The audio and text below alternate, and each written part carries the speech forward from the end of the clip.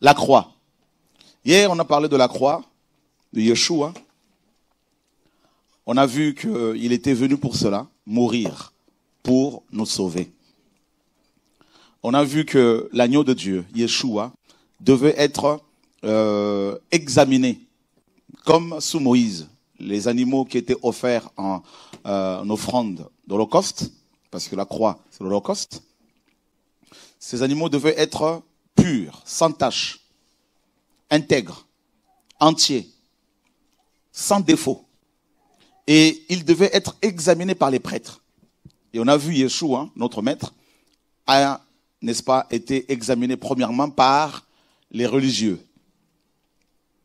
Caïphe et Anne, deux grands prêtres, ainsi que les prêtres, les principaux prêtres, les scribes, les pharisiens, ont examiné Yeshua sous toutes ses coutures et ils ont dit, cet homme est juste.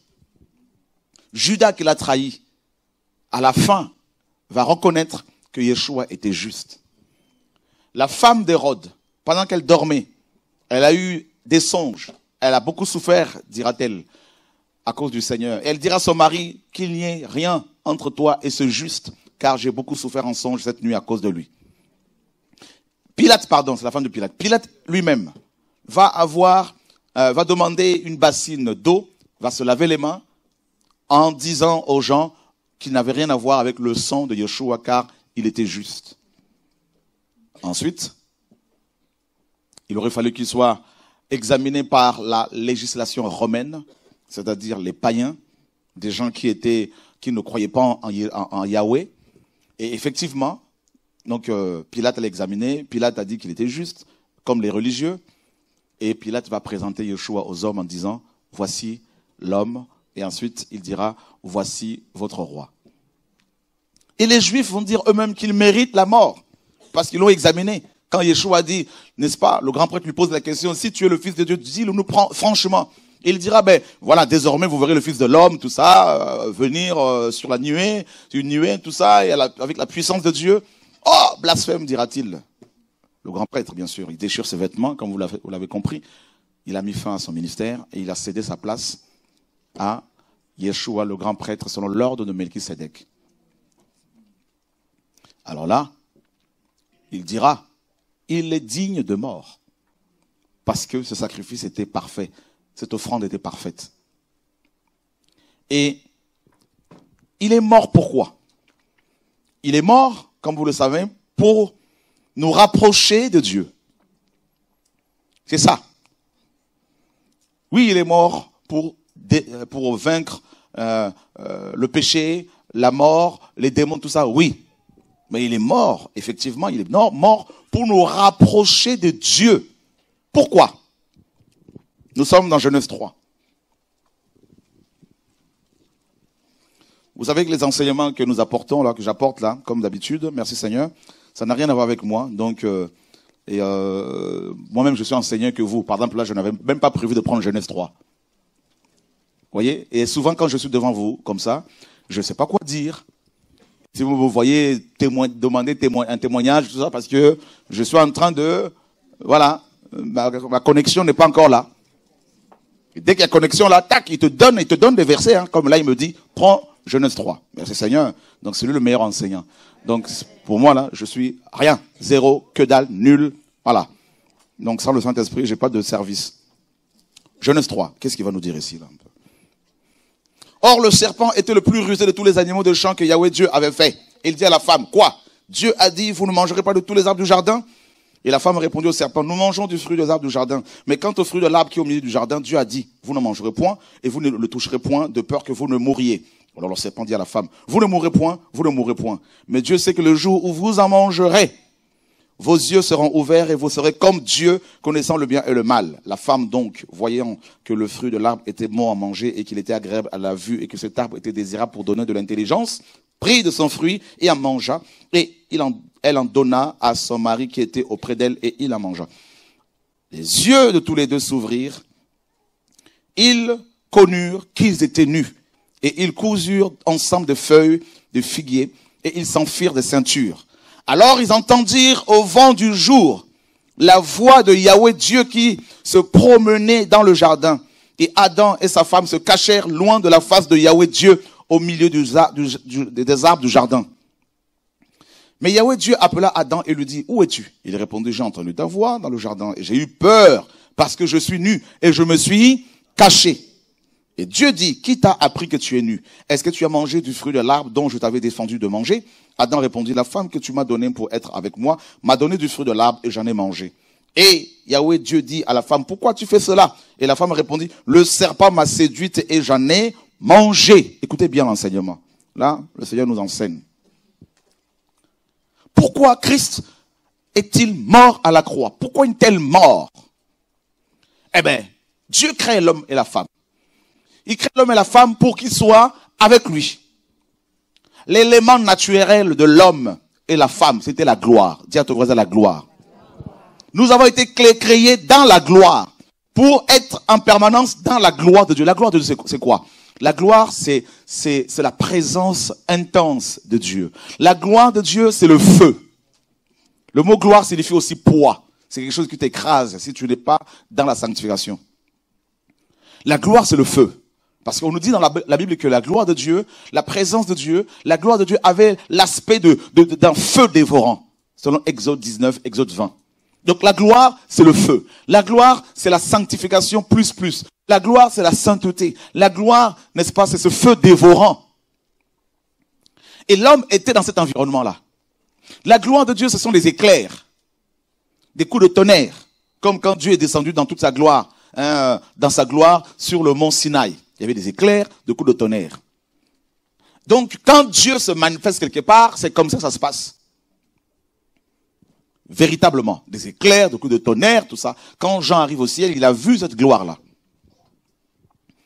Alors, Dieu crée ces deux êtres dans cette gloire, dans cette atmosphère, et tous les jours, je dis bien tous les jours, Adam et Ève voyaient la face de Dieu. Ils parlaient face à face avec Dieu. C'est quelque chose de terrible. Vous vous rendez compte, votre Créateur qui vient vous voir tous les jours pour discuter avec vous. Et Adam n'avait pas peur. Vous savez pourquoi?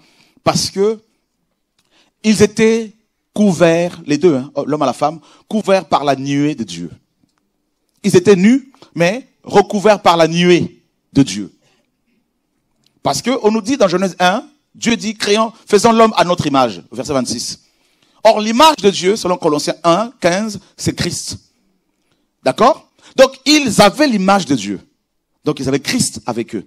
Et Christ, Paul nous dit dans Romains 14, 13, là-bas, il dit, revêtez-vous de Christ. Donc, Christ, c'est comme aussi un vêtement. Et vous savez que Adam, quand il était créé, il était comme un prêtre.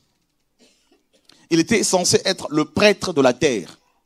Celui qui allait enseigner les choses de Dieu à ses enfants, à ses descendants. Voyez? Et tout prêtre ne peut pas s'approcher du Créateur sans une tenue adéquate. C'est pour cela que quand Dieu, des années après la chute d'Adam et Ève, Dieu va voir Moïse, il dira, écoute, j'ai choisi ton frère Aaron pour qu'il soit devant moi, pour qu'il vienne prier en faveur du peuple, pour qu'il vienne se présenter devant moi pour le peuple. Il dit, il faudrait qu'il porte une tiare. Vous vous rappelez, non? Une tiare, une espèce de casque, tout ça, de chapeau. Pourquoi? Ça correspond, selon Ephésiens 6, au casque du salut. Pour protéger les pensées impures devant Dieu. Il fallait aussi qu'il ait un pectoral. Le pectoral, c'était quelque chose qu'il devait porter au niveau de la poitrine. Ça correspond au bouclier de la foi. La cuirasse de la justice, pardon. Le bouclier, c'est ça. La cuirasse de la justice. Donc là, c'était la justice. Là, le salut, la tiare, le casque. Là, la justice, le bouclier. Il fallait qu'il ait aussi une robe. La robe aussi, pareil, c'est la justice. Le salut, le bouclier de la foi, le pectoral, donc la cuirasse de la justice, et la ceinture, la vérité, les chaussures, la parole, l'évangile. Et c'est comme ça que le grand prêtre se présentait devant Dieu. Même les prêtres, ils devaient s'habiller. Parce que Dieu ne veut pas que les gens se présentent devant lui nus. La nudité dans la Bible est le symbole ou l'image, soit de la sorcellerie ou du péché. Donc Dieu veut qu'on soit habillé.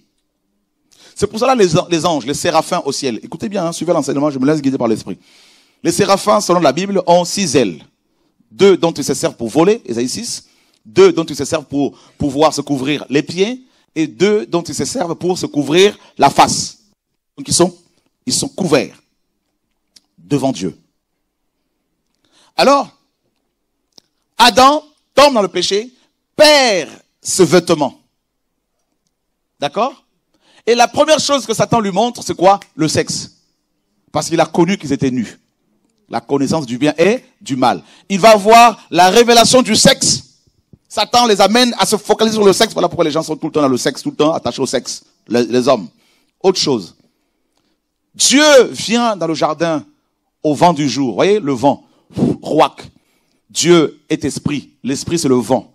Et Dieu vient pour leur parler. Et quand il arrivait comme ça, comme dans Exode 19 et 20, il y avait des coups de tonnerre certainement, il y avait le feu dévorant, il y avait des éclairs. Et Adam, quand il a vu cette scène, il a tremblé, il a eu peur. Pourquoi? Parce qu'il n'était pas protégé. Il n'était plus protégé à cause du péché. Et Adam se cache parmi les arbres.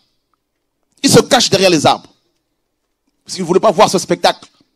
Comme les enfants d'Israël qui disaient à Moïse, quand Dieu parlait à Moïse sur le mont Sinaï, ils voyaient des coups de tonnerre, tout ça, le feu. Ils ont dit à Moïse, toi parle à Dieu, mais qui ne parle plus, qui ne nous parle plus, qui ne nous adresse même pas un seul mot, parce que nous risquons de mourir. Adam a vu la même chose que les Hébreux. Les Hébreux ont vu la même chose qu'Adam. Et là, ils se cachent. Et Dieu vient au lieu de la rencontre. Ils avaient un lieu de rendez-vous. On va dire par exemple, le lieu du rendez-vous, c'était par exemple devant l'arbre de vie. Juste un exemple comme ça. Et je pense, c'est possible que ce soit aussi le lieu de rencontre. Parce que c'est la vie. Dieu est la vie. Et là, Dieu arrive. Et au lieu de rendez-vous, il voit qu'Adam n'était pas là. Ni Adam, ni Ève. Naturellement, il pose la question. Adam, il appelle Adam. Adam, où es-tu? C'est que il n'était pas au lieu de rendez-vous. Et là, Adam dit, j'ai entendu ta voix, mais j'ai eu peur. Vous voyez le premier sentiment? La peur. La peur de Dieu. La peur. C'est pas un sentiment de Dieu. Et là, Dieu dit, mais qui t'a appris que tu es nu? Est-ce que tu as mangé l'arbre? Le fruit de l'arbre dont je t'avais défendu de manger? Il dit, oui, mais c'est la femme. Il se tourne vers la femme, le Seigneur. Alors la femme, qu'as-tu fait? Ah ben c'est pas moi, c'est le serpent qui m'a séduite. Voilà. La séduction, c'est quoi? La séduction et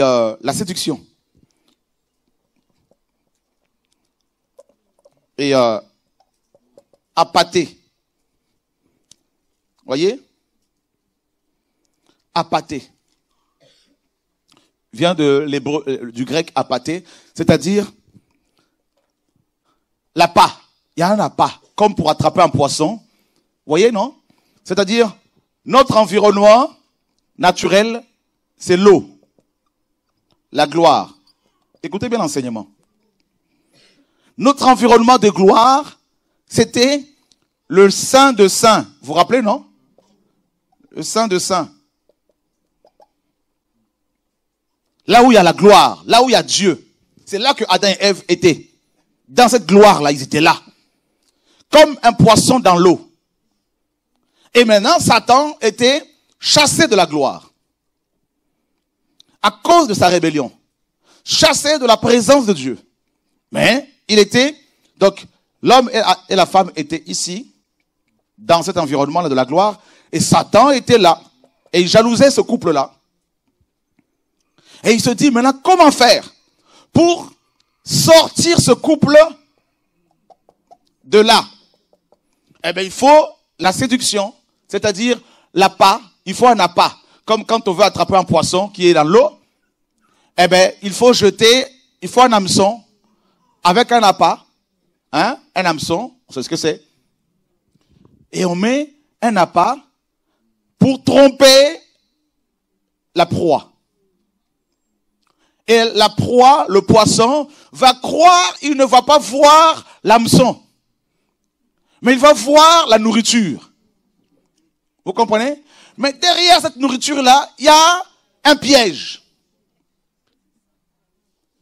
Une fois que tu manges le piège là, la chose là, eh bien le piège t'attrape et te sort de l'eau.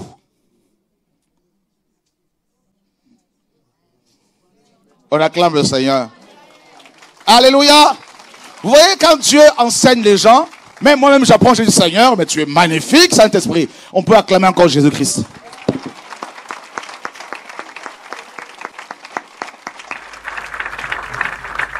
Alors ici, qu'est-ce que Satan a fait? Il avait un appât. Ça s'appelle le fruit de l'arbre de la connaissance du bien et du mal. Voilà, l'appât. Appâter, séduire. Séduire, c'est appâter, c'est ça. Voilà. Et en hébreu, c'est nasha. Séduire, c'est nasha. Séduction. Nasha, nasha. Vous voyez? Et là, Satan va prendre ce fruit-là et il prend ce fruit et c'est comme s'il jette ça devant Ève. Et Ève regarde ce fruit comme un poisson dans l'eau. Ève qui ne comprend pas que Satan veut la sortir de là. De la gloire. De la relation avec Dieu. De la présence de Dieu. Et Satan jette l'hameçon. Et Ève, on nous dit ici, elle a vu que le fruit là était bon. Était agréable à la vue. Mais Satan a caché, n'est-ce pas, la mort. Il a caché le sida. Il a caché le cancer. Il a caché le racisme, le tribalisme, les guerres, famine. Il a caché tout ça par la peau de ce fruit. Il s'est servi de la peau de ce fruit-là pour cacher tout ce qu'il y avait dedans.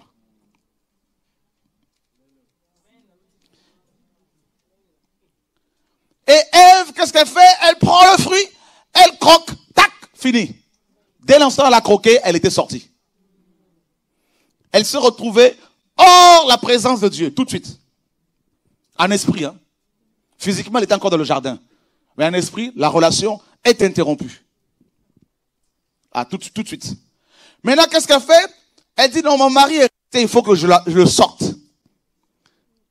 Chérie, voici le fruit. Adam aussi prend le fruit, croque, tac, il sort. Spirituellement, la présence du Seigneur. Et tout de suite, ils étaient morts spirituellement. C'est la séparation d'avec Dieu. Tout de suite. Dieu dit, Dieu avait dit, si vous mangez de ce fruit, vous mourrez. Vous mourrez, vous mourrez. Et là, ils étaient morts spirituellement. Tout de suite, ils ont perdu leurs vêtements qui pouvaient les faire, n'est-ce pas, qui pouvaient les maintenir dans la présence de Dieu, dans la gloire, dans la Shekinah. Quand bien même il y avait des éclairs, il y avait le feu, il y avait des tonnerres, ils n'avaient pas peur parce qu'il y avait ce vêtement. C'est-à-dire Christ. L'armure du combattant d'Éphésiens 6. Et là, tout est parti. Ils se retrouvent nus. Maintenant, on ne peut pas rester nus devant Dieu. Qu'est-ce que Adam fait pour résister, sachant que Dieu allait venir lui parler comme d'habitude? Adam et sa femme prennent des feuilles de figuier. Ils vont confectionner des vêtements avec ces feuilles. Croyant que ces feuilles allaient résister à la gloire de Dieu. Et c'est ce qui est écrit, hein. Ils ont fait ils ont pris des feuilles de figuier, ils ont fait des vêtements. Et quand Dieu arrive dans le jardin, qu'est-ce qui se passe? Sa gloire était telle que, Adam et sa femme se retrouvent de nouveau nus. Pourtant, quelques secondes avant, ils avaient des feuilles. Ça veut dire que les feuilles ont éclaté certainement. Ah bah oui. C'est-à-dire que tu ne peux pas t'approcher de Dieu. Tu sais quoi? Regardez, Ésaïe 65, rapidement, allons voir. Vous voulez être enseigné ce soir? Seigneur, parle-nous. Ésaïe.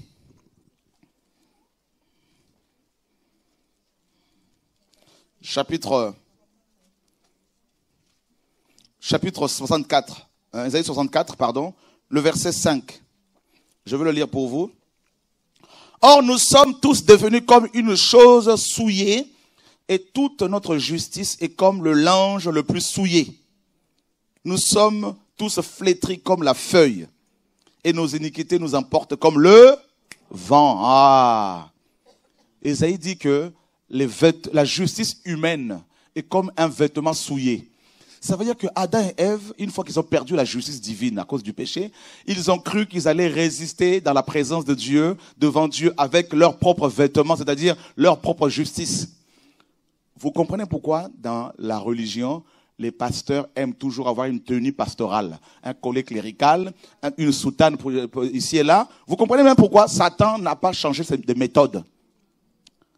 Parce qu'il pense qu'avec des soutanes, avec des tenues spécialement pour les pasteurs, un costard et cravate tout le temps, qui vont être agréables. Voilà pourquoi le Seigneur disait aux pharisiens, vous aimez des longues robes, tout ça, parce qu'il faut penser que c'est ça. Vous êtes comme des tombeaux blanchis. Voilà. C'est la même chose, c'est ça la religion. Adam et Ève perdent la présence de Dieu et ils pensent qu'avec la religion, ils peuvent aller vers Dieu. C'est ça la religion. La religion te dit, tu vas jeûner pour être agréable à Dieu. Tu vas jeûner pour être plus proche de Dieu. Vous vous rendez compte du mensonge? La religion te dit que tu vas jeûner tout ça parce que Dieu va être proche de toi. Non, c'est faux. La religion te dit, tu vas faire une offrande pour être proche de Dieu. La religion te dit, fais 40 jours de jeûne, tu seras agréable à Dieu. La religion, c'est le fait de chercher à aller vers Dieu. C'est ça la religion. Et quand on arrive, on fait une marche, 2 marches, 3, 4, 5, on arrive ici, on chute. Parce qu'on est rattrapé par la force de l'attraction qui nous fait redescendre à chaque fois. Tel un ballon qui est gonflé, à un moment donné, il monte tellement, et arrivé à certaines couches atmosphériques, tout ça, là, parce qu'il y en a plusieurs, tac, ça pète et ça redescend. Voilà la religion. Donc, Adam et Ève tombent dans le péché, fabriquent des vêtements religieux pour résister devant Dieu, pour parler avec Dieu. Et quand Dieu arrive, les feuilles ont éclaté, ils se retrouvent nus. Et quand ils se sont vus nus de nouveau, ils se sont cachés. Et là, Dieu dit, pourquoi avez-vous fait cela? Et Dieu maudit le serpent. Et Dieu maudit la terre. Or, nous sommes de la poussière, donc la malédiction nous a frappés. Voyez? Et tout de suite, l'homme a commencé à fuir Dieu. Caïn va s'éloigner de la face de Dieu, nous dit la Bible, de la face de Dieu, de la présence de Dieu, pour bâtir une civilisation, une ville qu'il nomme, n'est-ce pas, Enoch. Et les hommes ont commencé à s'éloigner de Dieu, Oh Seigneur, sauve. Et regardez bien, à chaque fois que Dieu parlait aux hommes, comment ils avaient peur. Dieu vient parler aux enfants d'Israël. Vous avez vu comment ils ont réagi? Moïse, que Dieu ne nous parle plus. Ok. Moïse monte sur la montagne de la transfiguration, la montagne de Sinaï, pardon. Son visage commence à rayonner. Vous vous rappelez, non? Et quand il est descendu pour parler à ses frères, même à Aaron, comment ils ont réagi? Ils se sont sauvés. Ils avaient peur. Et qu'est-ce que Moïse faisait pour pouvoir leur parler? Il mettait un voile. Dis à ton voisin le voile. Voilà l'enseignement de ce soir. Pourquoi la croix? Parce que il y avait le voile. Le voile. Et vous allez me dire, mais qu'est-ce qui veut nous enseigner tout ça là? On en arrive. Dis à ton voisin, on arrive. Alléluia. Donc, tous les hommes sont sortis de la gloire. Tous ont péché. Ouais, sont privés. Mais en fait, le mot grec, on l'a rectifié. Hein? Le mot grec dit, n'atteignent pas la gloire de Dieu. Ben oui. C'est ça. Ou encore, tous ont péché et sont arrivés en retard. Là où il y a la gloire de Dieu. C'est-à-dire, la gloire est partie, il n'y a plus rien. Ou encore, tous ont péché et n'atteignent pas. Ils n'arrivent pas à atteindre la gloire de Dieu. Mais c'est ça la religion. Ils essaient de faire des choses. Ouais, nous avons une retraite de 3 jours à sec. Il n'y a rien qui se passe. Les sorciers ne confessent pas. Voyez? Oh, nous avons jeûné 40 jours. Oui, mais vous avez jeûné 40 jours. Dieu vous a dit quoi? Oh, il dit qu'il va faire. Alors que Dieu dit tout est accompli. Vous comprenez? Donc, à cause du péché, nos églises n'atteignent plus la gloire de Dieu. Voilà. Et là, Dieu dit, bon, je suis tellement saint, l'homme est tellement pécheur, que à chaque fois que je m'approche des hommes pour leur parler, eh ben, ils se sauvent. Ils se cachent. Même quand j'envoie des prophètes, ils tuent les prophètes, ils ne veulent pas les voir, ils se cachent. Alors comment je vais faire? Qu'est-ce que je vais faire? Écoutez bien. Vous savez, Pourquoi l'homme s'est éloigné de Dieu? À cause du péché, bien sûr. Mais le péché a affecté quelque chose de particulier chez l'homme. C'est à cause de la chair. Dis à ton voisin la chair. Ah ah. La chair est devenue un obstacle à l'homme, pour l'homme. La chair.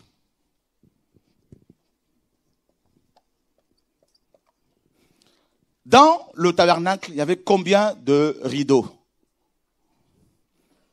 2. D'accord? Regardez. Là. Ici, c'est le parvis.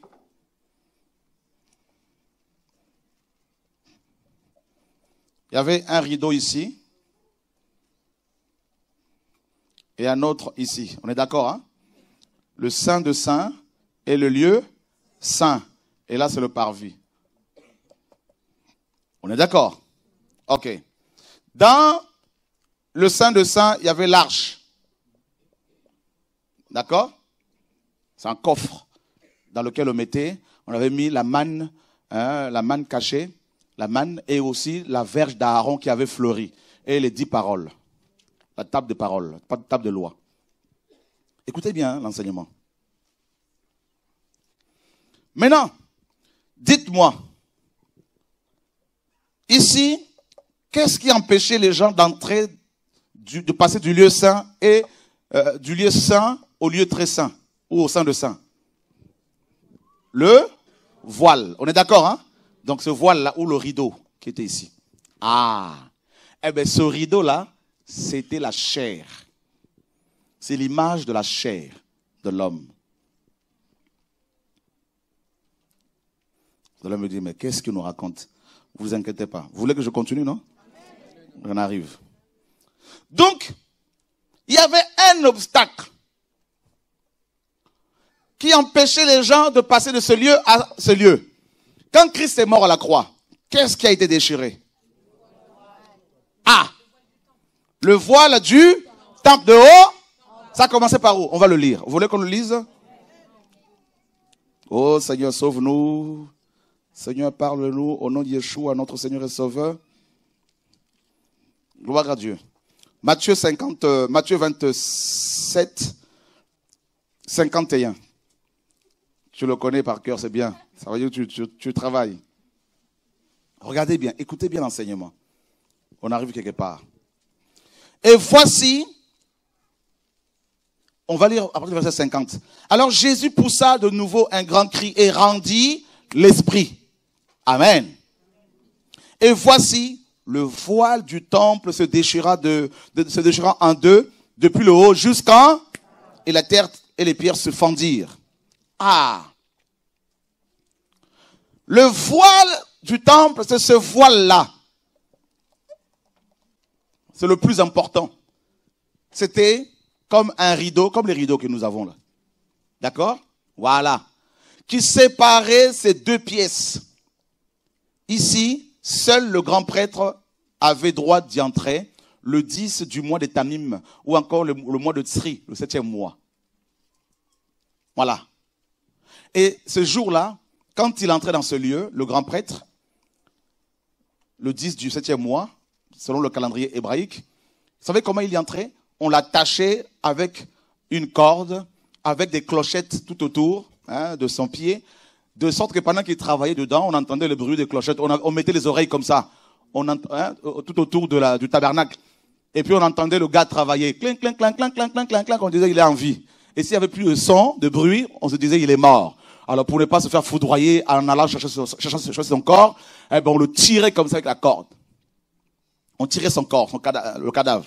Alors là, mes amis, ce lieu, vous savez quand Adam et Ève sont tombés dans le péché, qu'est-ce que Dieu va faire? Dieu va les chasser du jardin d'Éden. On est d'accord? Donc ici c'est l'image du jardin, la Shekinah. Et Dieu place ici 2 anges pour empêcher l'accès du lieu saint, du Saint de Saint, à ce couple. Et Dieu, qu'est-ce qu'il va faire? Il va tuer un animal dans Genèse 3. On va lire, hein, tout à l'heure, on va expliquer Matthieu 27, 51. Dieu tue un animal et il prend sa peau, il couvre, il habille l'homme et la femme. Cet animal-là, c'était Christ. Et habillé avec la peau de Jésus. Voyez, non? Donc Dieu dit par là, un animal viendra, l'agneau, et je prendrai sa peau, et je vous couvrirai avec. En fait, quand Dieu te voit, il te voit au travers de la peau spirituelle de Jésus-Christ. Donc c'est pour cela qu'aucune arme ne peut t'atteindre. Jesus Christ. Aucune balle ne peut t'atteindre. Parce que si ça t'atteint, alors que tu es enfant de Dieu, tu crains Dieu, ça veut dire qu'on atteint Dieu. Or, personne ne peut atteindre Dieu. C'est pour ça que la Bible dit que toute la malédiction s'en cause d'un point de fait. C'est pour cela qu'ils peuvent te faire la guerre, mais ils ne pourront pas te vaincre. C'est pour ça que tu peux tomber malade par la sorcellerie, mais jamais tu ne mourras par la sorcellerie, parce que Dieu, alléluia, ne peut être vaincu par la sorcellerie. Tu mourras quand Dieu dira, mon enfant, ta mission est finie, rentre à la maison. Et là, les anges viendront prendre ton corps pour partir avec. Oh, Jesus Christ, alléluia. C'est ça la croix. Tu n'es pas habillé en Jean-Paul Gaultier, mais tu es habillé avec la peau de Dieu. Oh, alléluia, Jesus Christ. Oh, oh, Jesus. Il y a quelqu'un ici là que Dieu... Alléluia, Jesus. Alléluia. Mon Dieu. Oh, alléluia. Si tu voyais comment Dieu t'a habillé, alléluia, il n'y a pas une seule partie de ton corps qui est restée vide. Tout est couvert, tout est gardé, tout est protégé, tout est, oh alléluia, des chaussettes spirituelles. Mes amis, la tête couverte, tout ça, le pectoral, tout ça. Oh alléluia. Tu me diras, le dos, il y a quoi le dos? Il y a le dos. Les soldats romains n'avaient rien pour le dos. Mais nous, Jésus, il est non seulement devant, mais il est derrière. Tu vois? C'est pour ça que le poisson, quand il a avalé Jonas, il ne pouvait que le vomir. Parce qu'il y a des gens qu'on ne peut pas avaler. Quand on les avale, on finit toujours par les vomir. Et on les vomit où? À destination. Oh, alléluia. Jesus Christ. Oh, alléluia. Oh. Moi, depuis que j'ai compris ces choses-là, je dors tranquillement. Je suis tranquille, je dors, je me repose. Je passe mon temps dans l'adoration, oui, mais aller combattre. Je dis, pourquoi, mes amis, là? Jesus Christ. Waouh, mon Dieu, quelle grâce. Voyez? Et là, le sang coulait. C'est là que nous comprenons que Adam et Ève étaient sauvés parce que le sang avait coulé. Sans effusion de sang, il n'y a pas de pardon de péché. C'est pas moi qui le dis. Donc Adam et Ève sont au ciel. Dis à ton voisin, ils sont au ciel. Dieu est amour. Hein. Qui ne le savait pas? Ah ouais. C'est écrit, non? Que Dieu a tué un animal et après la peau d'un animal. C'est écrit ou pas? Ben oui. On ne peut pas enlever la peau d'un animal sans le tuer. Sans que le sang coule. Donc quand Adam et Ève se baladaient, ils avaient du sang qui coulait. Ce n'était pas leur sang. Donc toi, quand tu te promènes là, le sang de Christ, ça coule non seulement en toi parce que tu es le membre du corps de Christ, mais ça te couvre totalement. Donc tu n'as même pas besoin d'invoquer. Ça coule tout en permanence. Or le sang parle mieux que le sang d'Abel. Oh alléluia, Jesus Christ. Quand le sang d'Abel crie vengeance, toi, le sang de Christ crie victoire. Alléluia. Oh Jesus Christ. Alléluia. Alléluia. Le sang de Jésus crie le pardon, la restauration. Le sang de Yeshua crie victoire. Chaque fois, ils l'ont vaincu à cause du sang de Jésus.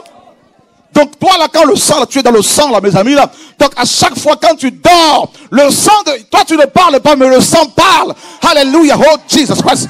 Oh alléluia. L'exterminateur n'a pas pu atteindre les Hébreux parce qu'il y avait du sang sur le linteau. Et toi là sur ton linteau, c'est pas le linteau, toi c'est en toi. Oh alléluia. Le sang coule parce que tu es le membre. La tête donne le sang. Le sang coule partout là, partout. Tu te rends compte? La croix. Sois conscient de cela. Donc ne viens pas m'embêter avec tes histoires là. Parce que tu es déjà couvert. Tu es déjà protégé. Tu es déjà gardé. Oh Jesus Christ, alléluia.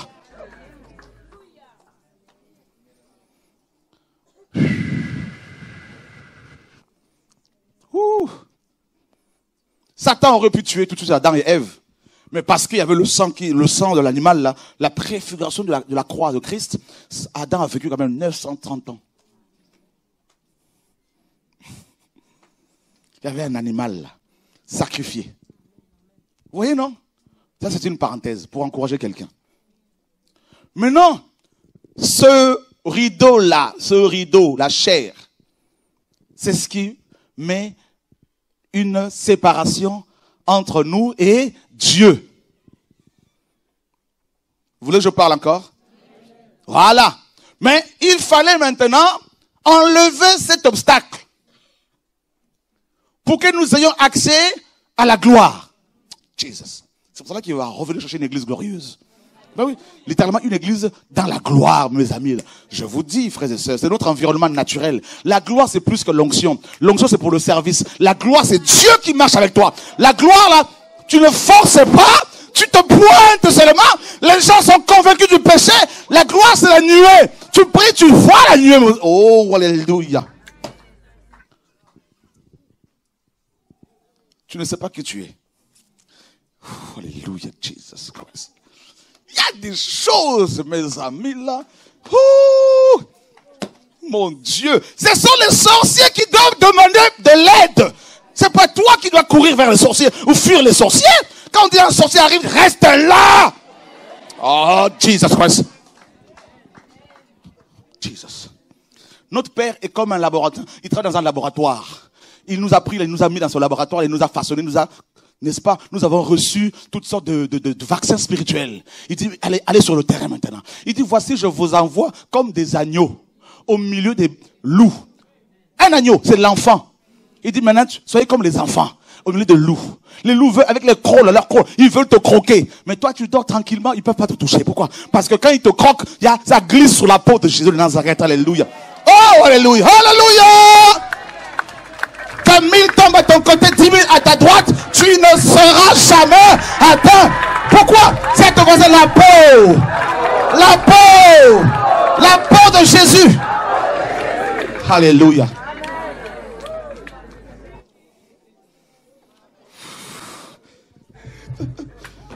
Alléluia. Toute arme. On a dit toute arme. On n'a pas dit certaines armes. Toute arme forgée qu'ils ont fabriquée spécialement pour toi, cette arme-là sera sans effet. Sans effet.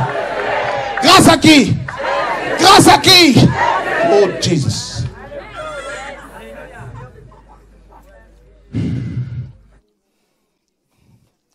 Maintenant, notre problème, là, c'est la chair. Dis à ton voisin, la chair. Ésaïe 59 dit quoi? Dieu dit, la main de Dieu n'est pas courte pour sauver, ni son oreille trop pesante pour entendre. Mais ce sont vos péchés. La chair, dis à ton voisin, la chair. Ah. La chair, c'est quoi? C'est le vieil homme. C'est ça. Paul dit dans la Galates 5. La chair a des désirs contraires à ceux de l'esprit. Et Ésaïe 59 nous dit que ce sont vos péchés qui mettent une séparation entre vous et votre Dieu. Maintenant, Dieu se dit, Moïse, oui, construis-moi un tabernacle. Tu mettras 2 voiles, 2 rideaux. Mais Moïse n'a pas compris que le deuxième rideau, là, c'était la chair de l'homme. L'humanité. Voilà.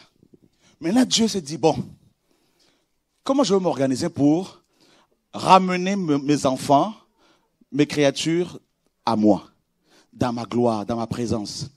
C'est parce que le problème de ma création, leur problème, c'est leur chair.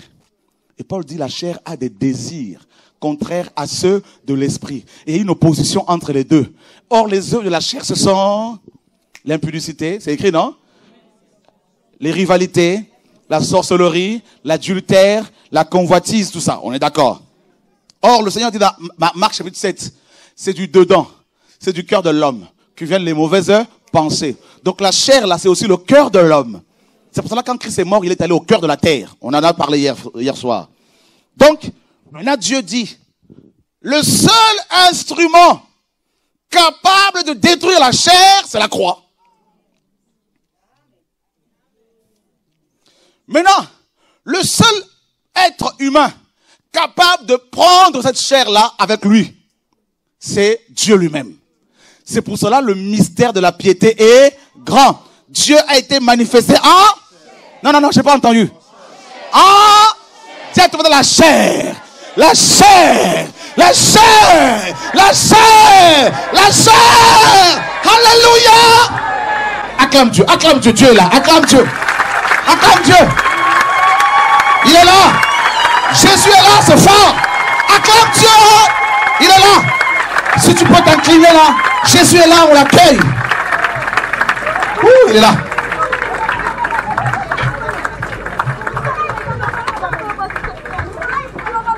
Nous t'accueillons. Vous avez vu? Donc, je vous ai dit que quand Adam est tombé dans le péché, la chair a commencé à le diriger. La chair a commencé a pris le dessus. Le vieil homme. Voilà. Le vieil homme. C'est quoi la chair? La chair, c'est tout ce qui a un rapport avec la culture humaine, tout ce qui a un rapport avec les traditions d'hommes, tout ce qui a un rapport avec le péché, tout ça, les mauvaises pensées, la chair. Et c'est ça qui nous éloigne maintenant du Seigneur. C'est ça. Paul dit, après avoir commencé par l'esprit, vous voulez finir par la chair. Ouais, dans la chair. Ben, c'est ça la chair. C'est ça le problème de l'homme. Le plus grand ennemi de l'homme, c'est pas le diable. On le chasse le diable, mais la chair, non. Ah oui. Et c'est là le problème. Et c'est pour cela que Satan exploite beaucoup la faiblesse de la chair. C'est ça. Il sait où nous sommes faibles. Il sait comment nous avoir.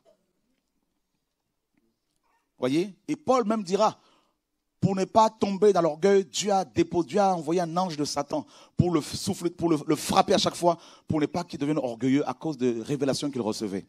Pour que sa chair soit maintenue dans l'humilité. Mais c'est terrible la chair, mes amis. Et Dieu a vu que notre plus grand problème, ce n'était même pas le diable, c'était l'homme lui-même. Et c'est pour cela que quand l'homme a péché, quand le péché a commencé à frapper l'humanité, à faire des dégâts dans Genèse 6, la parole nous dit Dieu a pleuré, Dieu était blessé, Dieu s'est repenti d'avoir créé l'homme. Vous vous rendez compte?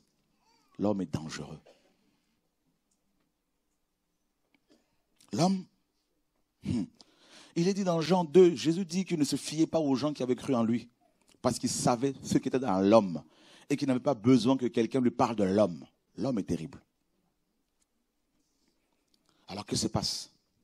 Dieu a vu que tous les humains avaient un problème avec la chair. Adam, dans Genèse 6, on nous dit la Bible, va engendrer un enfant à son image. Donc du coup, tous les humains, comme vous le savez, portaient l'image, n'est-ce pas, portent l'image d'Adam et Ève. C'est-à-dire la chair affectée par le péché, par le mal. C'est pour ça que nous naissons avec des problèmes physiques, problèmes spirituels, problèmes même, tout ça, psychologiques, moraux, parce que la chair est affectée. Et Dieu dit, que faire pour sauver ces hommes et ces femmes? Qu'est-ce qu'il faut faire? Naître comme tout le monde, avec le concours de l'homme et la femme? Non. Je serai affecté par le mal. Et Dieu, n'est-ce pas, nous dit, 1 Timothée 3,16, la parole dit, et sans contredit, le mystère de la piété est grand. C'est un mystère. Waouh! La révélation de Jésus-Christ. Le mystère de la piété est grand. Dieu a été manifesté en chair. Waouh! Ça, c'est terrible. Dieu. C'est-à-dire, on n'a pas dit Dieu le Fils ou Dieu le Saint-Esprit, parce qu'il y en a qu'un.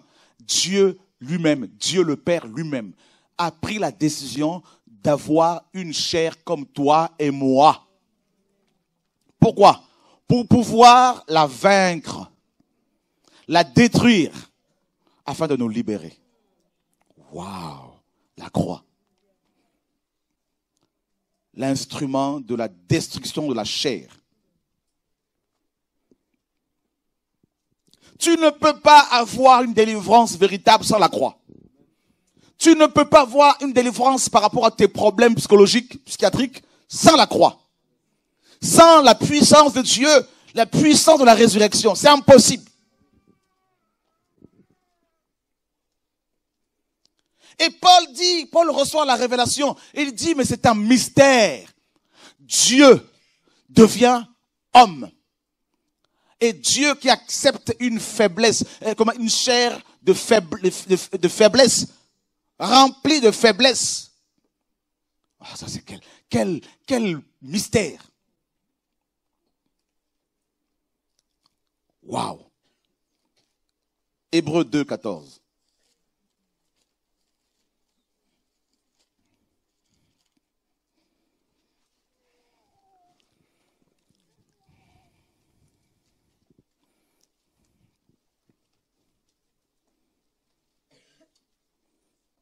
Verset 6. Et quelqu'un a rendu ce témoignage quelque part en disant, qu'est-ce que l'homme pour que tu te souviennes de lui? Ou le fils de l'homme pour que tu le visites? Tu l'as rendu un peu de temps inférieur aux anges. Tu l'as couronné de gloire et d'honneur et tu l'as établi sur les œuvres de tes mains. Tu as assujetti toutes choses sous ses pieds. En effet, en lui assujettissant toutes choses, il n'a rien laissé qui ne lui soit assujetti. Mais nous ne voyons pas encore que toutes choses lui soient assujetties.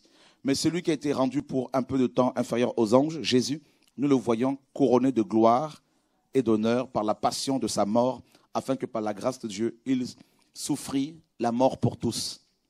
Car il était convenable que celui pour qui sont toutes choses et par qui sont toutes choses, puisqu'il a amené plusieurs enfants à la gloire, n'est-ce pas, consacre le prince de leur salut par les afflictions,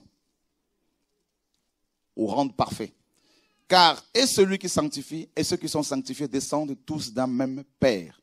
C'est pourquoi il n'a pas honte de les appeler ses frères, disant, j'annoncerai ton nom à mes frères. Dis à ton voisin, Jésus est mon grand frère. Et je te louerai au milieu de l'assemblée.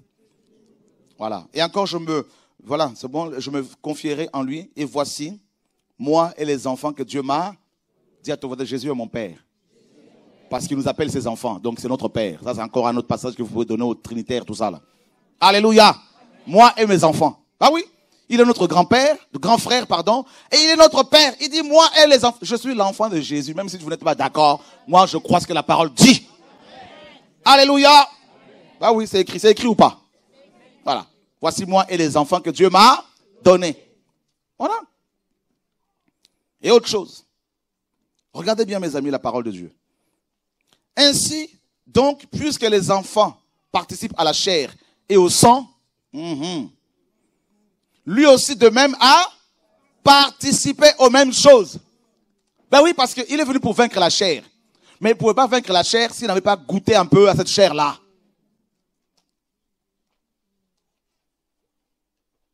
Ben oui. Il prend la même chair que toi et moi. Par la mort, afin que par la mort, il rende impuissant celui qui avait le pouvoir de la mort, c'est-à-dire le diable. Waouh! Il a participé à la chair. Il a pris la même chair. Et regardez ce que Pierre dit dans 1 Pierre, chapitre 2, verset 24. Lui qui a porté lui-même nos péchés dans son corps sur le bois. Lui qui a porté lui-même nos péchés dans son corps physique. C'est ce qui s'est passé. Jésus, quand il est venu, il a pris cette chair-là, la chair humaine faible, cette faiblesse-là, cette chair qui nous éloigne du Seigneur, qui était cette barrière, cette séparation entre Dieu et nous. Il a pris cette chair-là, et cette chair-là, sur cette chair est tombé, n'est-ce pas, sont tombés tous nos péchés. Tous nos péchés. Waouh! Mais ça, c'est terrible. C'est-à-dire, tout ce que tu as commis comme péché, là, tout ça, là, le Seigneur a pris ça sur lui. Alléluia. Oh Seigneur, sauve-nous. 1 Pierre, chapitre 4, verset 1er. Ainsi donc, Christ ayant souffert pour nous dans la chair, vous aussi armez-vous de la même pensée. Car celui qui a souffert dans la chair a cessé de pécher. Oh Seigneur, sauve-nous. Christ a souffert dans la chair. 1 Pierre, chapitre 3, verset 18. Car Christ aussi a souffert une fois pour les péchés, lui juste pour les injustes, afin de nous amener à Dieu, étant mort en la chair. Étant mort en la chair. Donc il n'est pas mort spirituellement comme beaucoup l'enseignent. Il est mort dans la chair. Vous comprenez? Amen. Parce que l'esprit là ne meurt pas. Il est mort physiquement. C'est une mort physique. Il a pris la chair. Vous savez qu'il a connu la faiblesse. Il n'a pas péché, mais il pouvait se fatiguer aussi comme tout le monde. Dans Jean 4, on nous dit que Jésus-Christ était fatigué du voyage. Était fatigué du voyage, il va se reposer. Oui, il pouvait manger comme tout le monde. Il pouvait pleurer. Il a même été tenté comme nous.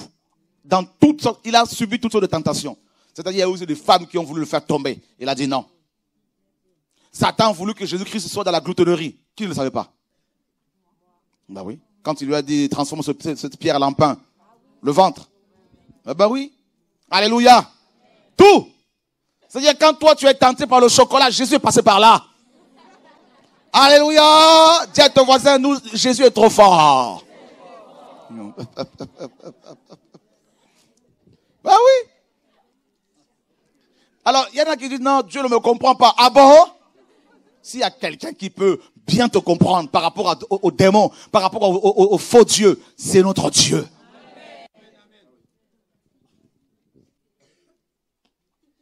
Oh Seigneur, parle-nous. Il est mort dans la chair, il a souffert dans la chair. Frères, imaginez si on vous pique un peu là.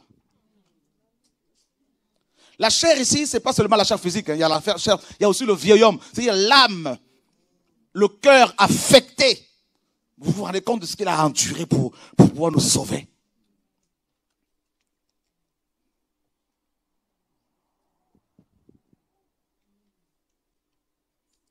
Il n'y avait aucune onction qui pouvait briser la chair, aucune puissance, si ce n'est que la croix. Et Paul l'explique si bien. Si bien. Oh, j'aime le Seigneur, comme il a enseigné notre frère Paul. Oh non, Seigneur, sauve-nous. Nous sommes dans Romains chapitre 6. Ça, c'est un chapitre. Regardez bien. Romains 6. La destruction de la chair. La destruction du voile. Parce que la chair, c'est ce voile-là, ce rideau-là, ce voile, qui t'empêche d'aller voir Dieu. D'ailleurs, regardez bien. Vous voyez, l'homme. Dedans, il y a l'esprit de l'homme. On est d'accord, non? L'esprit de l'homme est enfermé par la chair. La chair est comme un vase, comme une prison, qui enferme ton esprit. Parce que Dieu est esprit et il faut que ceux qui l'adorent en esprit et en... Or, à cause de la chair, on ne pouvait plus adorer Dieu en esprit en vérité. On ne pouvait pas. Adam ne pouvait plus. Et Yeshua a dit, ce sont là les adorateurs que Dieu demande. Quand il a créé Adam, Adam était un adorateur en esprit en vérité. Quand il a péché, il est devenu charnel. Et il fallait maintenant vaincre la chair. Comment vaincre la chair? Seule la croix, seul cet instrument. Seul Dieu lui-même pouvait devenir homme et prendre toutes les faiblesses de la chair, le péché, tout sur lui. Waouh! Jesus. Le vieil homme est dangereux. Regardez même nous tous qui sommes là. Hein. On peut avoir l'esprit, mais parfois notre chair là, nous cause des problèmes. Je vous dis, hein. Tu pries, mais tu es encore un tout petit peu. Dieu dit, voilà, ça c'est ta femme. Oui, mais elle est pas blanche comme moi, donc moi je veux pas. Pourtant tu es chrétien, tu es prédicateur, raciste. La chair. Dieu dit, ça c'est ton mari. Ben oui, mais il n'est pas antillais comme moi. Je veux pas. Pourtant tu es chrétienne. Voyez la chair? Ah ah.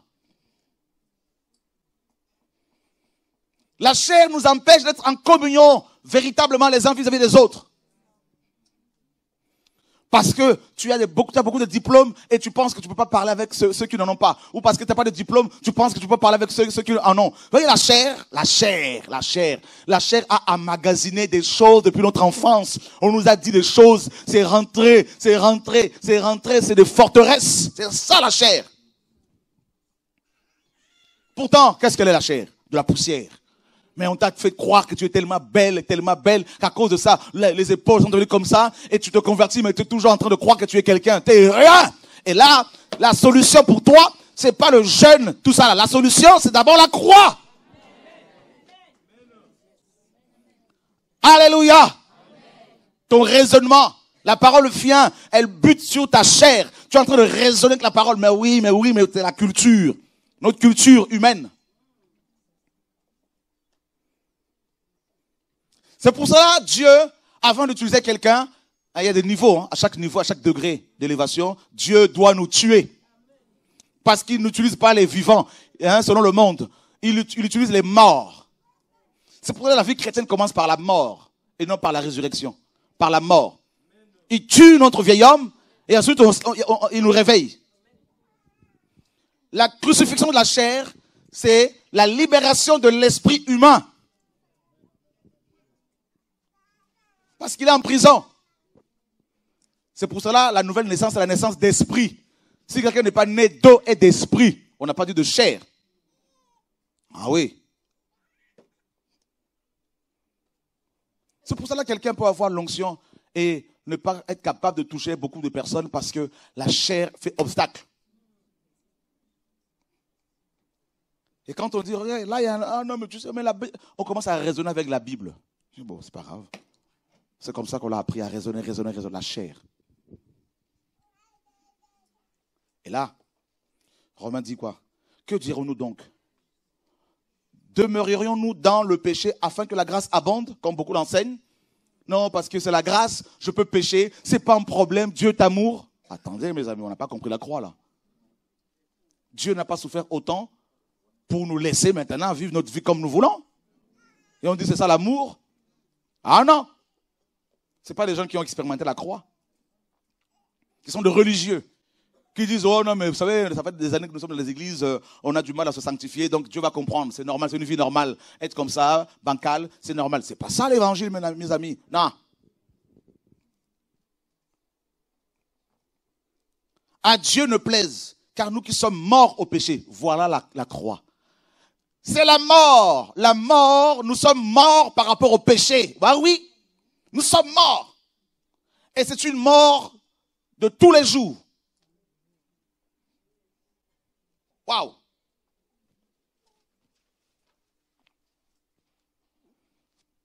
Nous sommes dans une génération où les gens veulent négocier avec Dieu. Ils veulent discuter. Comment vivrions-nous encore dans le péché alors que nous sommes morts au péché? Ne savez-vous pas que nous tous qui avons été baptisés en Jésus-Christ, nous avons été baptisés en sa mort?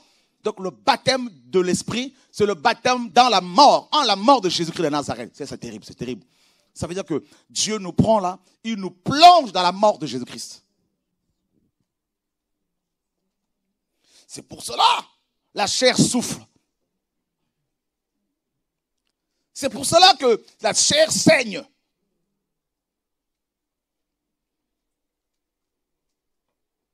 Et Paul continue.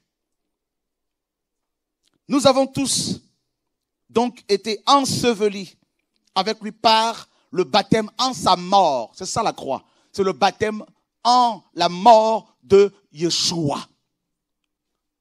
Dieu prend notre vieil homme, il le crucifie, et tous les jours il le crucifie. C'est pour ça qu'il a dit, si quelqu'un veut me suivre, il doit se charger tous les jours. Oh, voilà la vraie vie chrétienne là. C'est pas de temps à autre. Tous les jours, il doit se charger de sa croix. Il n'a pas dit de la croix de quelqu'un d'autre. Chaque jour. Ça veut dire que la solution pour ne pas que tu fasses n'importe quoi, quand Dieu te donne un peu de grâce, la solution pour ne pas t'éloigner de la présence de Dieu, pour ne pas être happé par l'ennemi, c'est la croix. Et il n'a pas dit une fois par mois, une fois par semaine, tous les jours. Parce que tous les jours, Satan veut te récupérer. Tous les jours, les démons veulent te récupérer. Tous les jours, l'ennemi veut ta mort.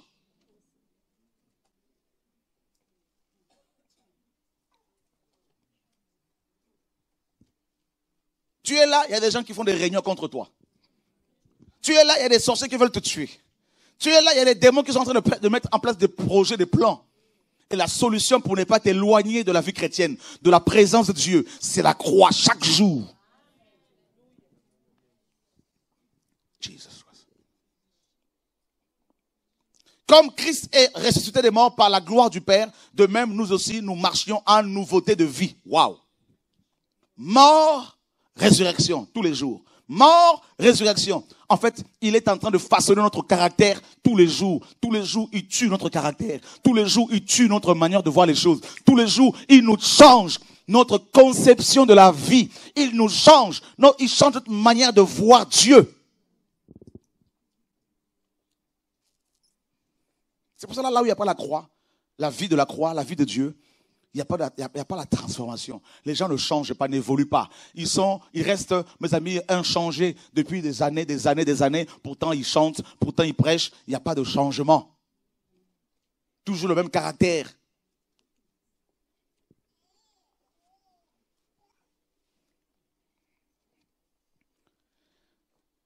Et Paul continue, dit, car si nous sommes devenus une même plante avec lui par la conformité à sa mort, nous le serons aussi par la conformité à sa résurrection. Sachant que notre vieil homme a été crucifié avec lui afin que le corps du péché soit, c'est un verbe terrible, hein, le verbe détruire. Ouh là là. Et que nous ne servions plus le péché, car celui qui est mort est libre du... Waouh! Notre vieil homme, la chair, notre conception de la vie. Notre vieil homme a été crucifié. Quand Christ est mort sur la croix, si Dieu vous ouvrait les yeux, si nous ouvrait les yeux, nous verrions, n'est-ce pas, tous les chrétiens de tout le temps, mes amis, lui seul a porté nos péchés, pas nous, lui seul. Mais par contre, il a pris aussi nos chairs là, nos vieils hommes là, il les a crucifiés avec lui. C'est pour cela que l'ennemi s'acharne contre toi. C'est fait exprès. C'est la croix. C'est pour cela qu'il y a la persécution. C'est la croix. C'est pour cela qu'il y a les critiques. Moi, au début, je ne comprenais pas. Je disais, Seigneur, tout le monde, les gens, qu'est-ce qui se passe? Tout ça. Dieu me dit, c'est normal, c'est bon pour toi. Jesus Christ. Oh, Jesus Christ. Ça te maintient dans la présence de Dieu. Parce que si il n'y a pas la croix, tu vas te faire des amis charnels qui vont t'éloigner de la présence du Père. Alors avec la croix, tu seras isolé. Tu te diras, moi je ne veux plus confiance aux hommes. Et Dieu aime ça. Il dit, voilà, je veux que tu apprennes que moi seul suis capable de te justifier. Moi seul suis capable de te protéger, de te défendre. Alors ne crois plus bêtement aux gens. N'ajoutez pas foi à tout esprit. Ben oui. Tu te confies à quelqu'un, il va balancer tes affaires ailleurs. Tu le confies en secret, il va divulguer partout. Oh Seigneur, pourquoi? Pourquoi? Dieu dit, parce que tu n'as pas appris encore à venir me consulter d'abord moi. Ah oui. La croix. Dis à ton voisin la croix. La croix nous empêche de nous éloigner du Père. Ah oui. C'est pour ça qu'il a dit tous les jours, il faut la prendre. C'est-à-dire tous les jours, accepte que les gens te critiquent. Tous les jours, accepte que ta chair saigne. Aïe, aïe, aïe, aïe, aïe, aïe, aïe, aïe. Quand j'étais, oui, tu as dit quand tu étais.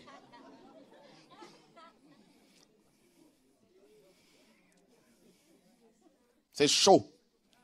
C'est chaud. Moi, je me rappelle quand j'étais là. Il y en a, ils ne parleraient même pas sur moi comme ça. Je vous dis, je débarquais chez des gens. Je prenais mes gars à la tête, on y va. Aujourd'hui, tu vois des gars comme ça, des pleutres. Ils sont là en train de te donner des vieillards comme ça, ils sont fatigués, ils sont en train de te... Tu dis, oh Seigneur, celui-là, là, il a de la chance.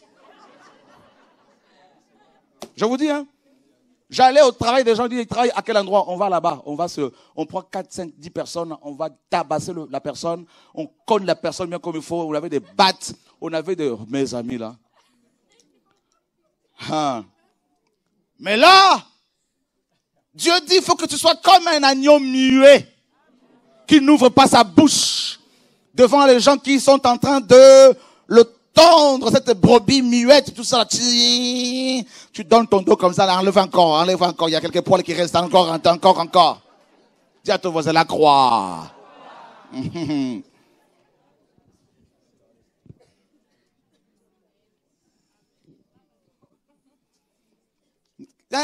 C'est pas facile, je vous dis. Nous les humains là, nous sommes dangereux.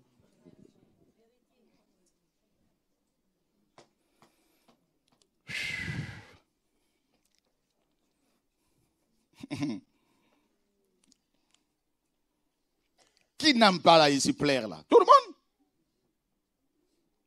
Sinon tu viendrais ici sans te laver. Tu veux te laver, pourquoi? Parce que quelque part tu dis, il faut quand même que je sois. Ça c'est la chair, Dieu travaille tout ça là. Alléluia. Oh Seigneur, sauve-nous. Alors là, Paul dit justement que le vieil homme a été crucifié. Dis à ton voisin, crucifié. Et Paul dit à Philippiens 2, il dit, si je vis, ce n'est plus moi qui vis. Il dit, si je vis, ce n'est plus moi qui vis, c'est Christ qui vit en moi. Ce n'est plus moi, ce n'est plus toi qui vis. Et là, il dit, j'ai été crucifié avec eux. C'est écrit ou pas? Ah! Paul l'a dit. Donc vous voyez bien que le vieil homme a été crucifié avec le Seigneur sur la croix. J'ai été crucifié avec Christ. Et si je vis, ce n'est plus moi qui vis. Parce qu'il dit quoi? Il dit, moi là, avant, j'étais un délinquant. Il le dit, il était violent. Il dit, si on veut se vanter par rapport à la chair, il dit, je peux plus encore me vanter que Pierre, que les autres. Il le dit. Pourquoi? Il dit, moi, hébreu, né d'hébreu. Vous savez comment les Juifs sont fiers? Ah. Il dit pharisien. Vous savez comment les pharisiens étaient, hein? Les séparés, là, mieux que les autres. Et Dieu le prend. Brisement. Il devient aveugle. Dis à ton voisin, la croix. Là, il fallait maintenant un simple disciple, hein, Ananias, pour prier pour Paul. Et il fallait des gars pour le conduire. Il tâtonnait. Paul était un grand érudit. Un érudit. Et voilà comment... il dit, tout ce qui était pour moi des gains, je les ai considérés comme nuisibles, comme de la fumée, comme du fumier. Hein? Voilà, comme de la boue. Maintenant, quand on lui donne des gifles, il dit, le Seigneur dit, quand on te donne une claque ici, là, il faut donner l'autre. Frère, honnêtement, est-ce qu'on le fait de temps à autre? Dis à ton voisin, nous avons des problèmes. Alléluia! Dis à ton voisin, la solution, c'est la croix. Moi, on ne parle pas comme ça, moi. On ne parle pas comme ça. Moi, on ne parle pas comme ça. Hein. Moi. Je dis oui, il y a trop le moi là.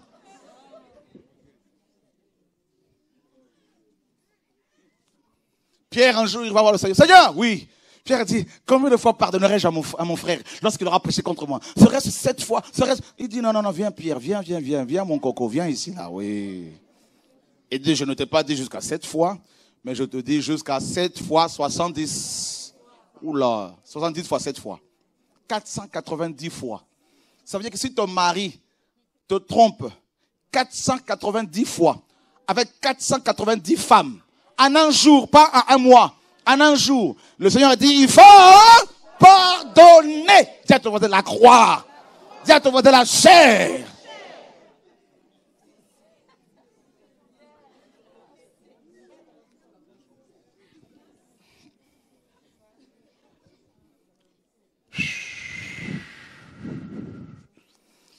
Qui réalise qu'il est encore loin là.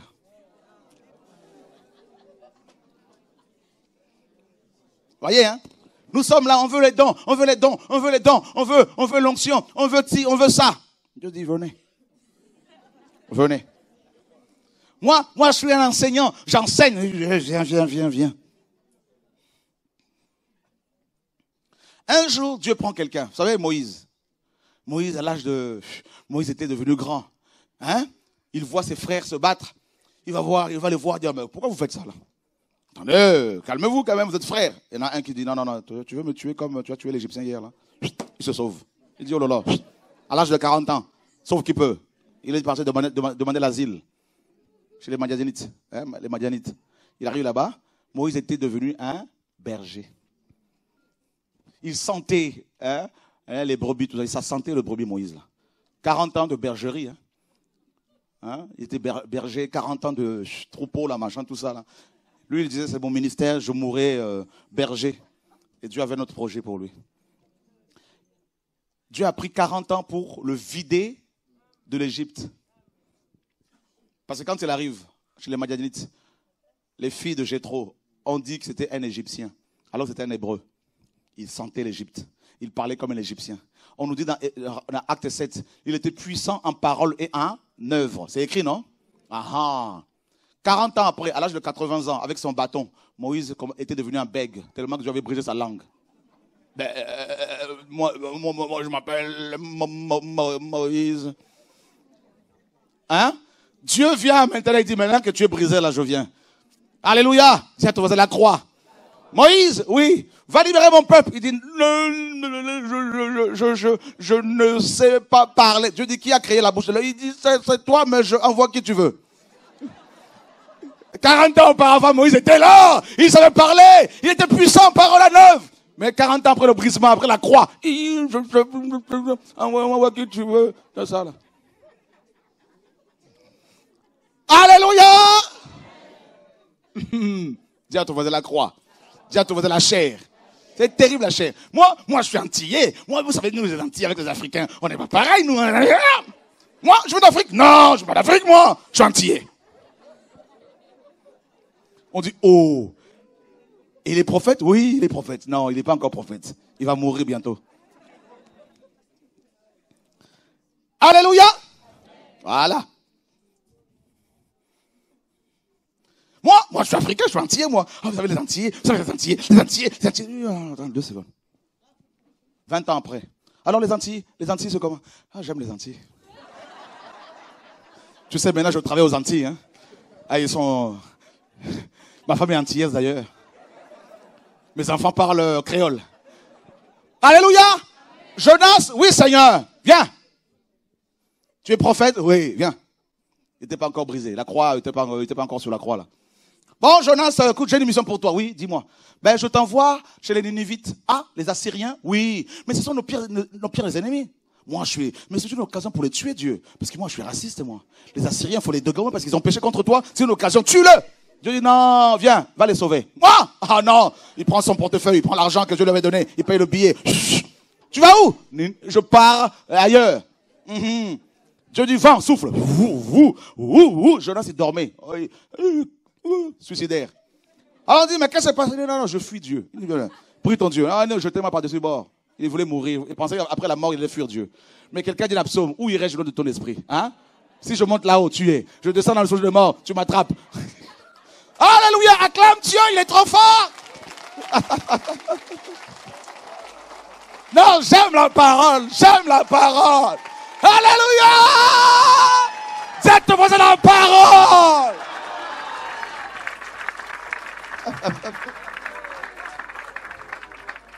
Dieu dit, ben voilà un prophète raciste. Voilà. Qui n'a pas compris ma miséricorde, mon amour. Il dit, poisson, oui maître.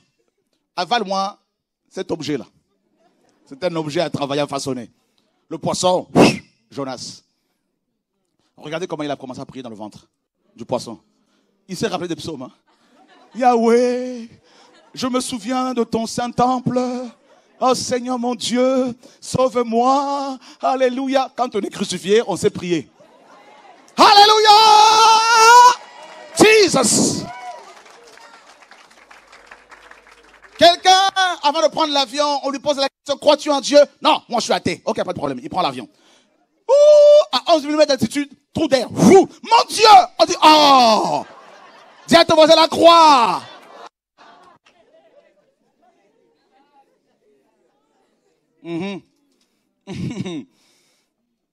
Le malfaiteur là, celui qui a dit au Seigneur sur la croix là, quand il était crucifié là, souviens-toi de moi quand tu seras dans ton règne.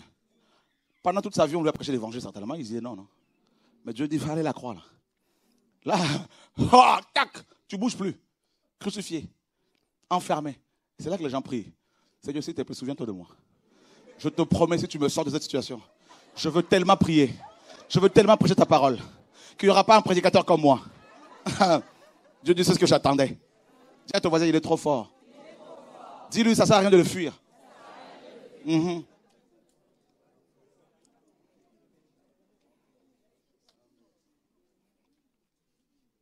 Jonas, 3 jours après, il arrive à Ninive.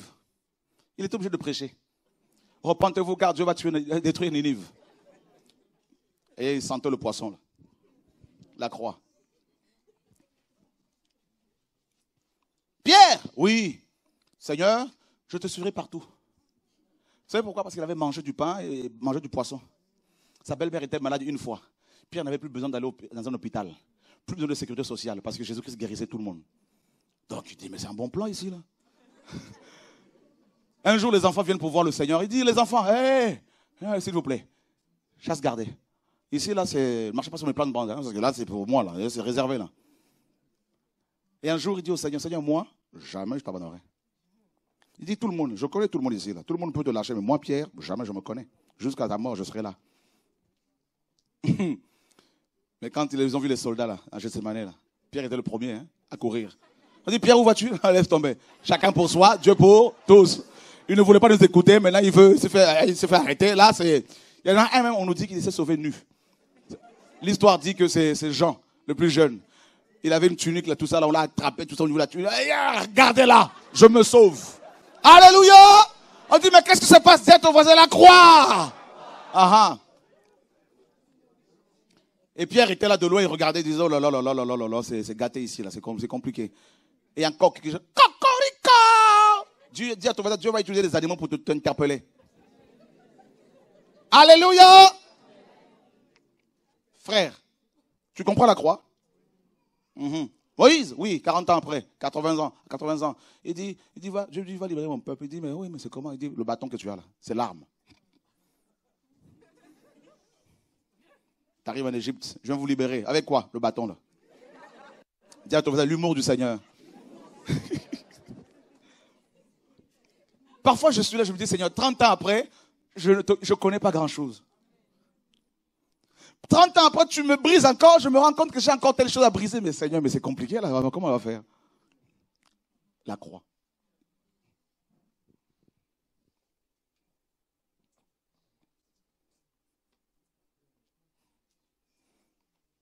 C'est pour ça qu'il ne faut pas courir pour courir. Hein.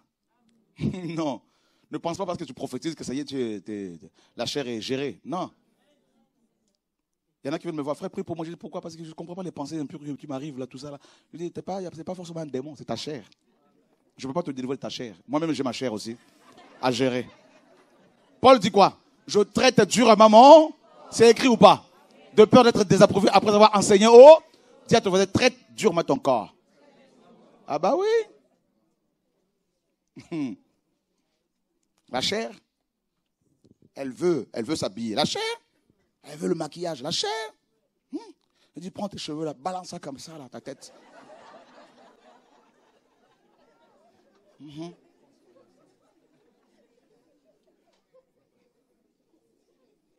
Regarde le frère, elle a fait des manières.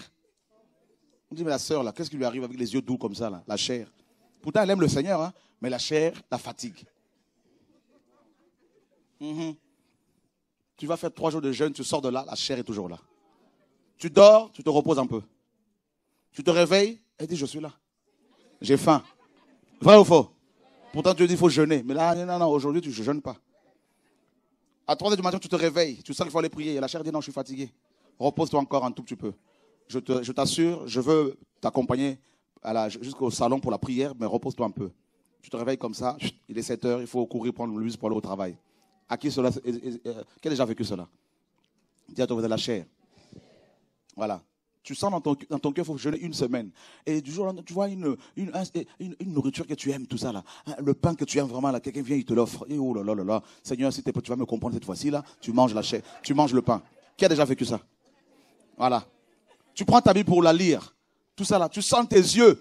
Quand tu regardes ta série là, tu n'as pas de problème. Tu es toujours en train de regarder. Le match, tu regardes comme ça, tu dors pas. Quand tu ouvres seulement la Bible comme ça, oh là, aïe aïe aïe aïe aïe, qui a déjà vécu ça? Dis à ton voisin, la chair. Alléluia! On acclame Dieu pour la croix, frères et sœurs.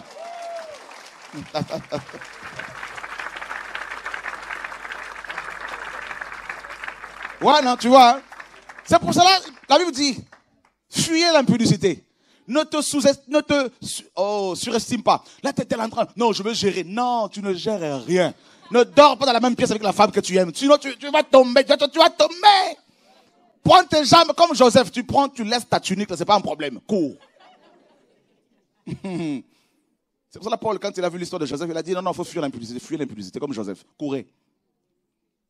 Non, on va gérer, il n'y a pas de problème. Vous savez, nous sommes spirituels, tout ça. Là. Ah bon? Voilà l'orgueil. Trop d'assurance. La chair.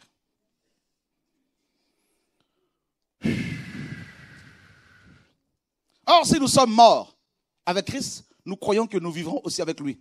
Sachant que Christ est ressuscité des morts, ne meurt plus, la mort n'a plus de pouvoir sur lui. Et Paul dit, de même vous aussi, considérez-vous comme morts au péché, mais vivants pour Dieu en Jésus-Christ notre Seigneur. Que le péché ne règne donc pas dans votre corps mortel pour que vous obéissiez à ses convoitises.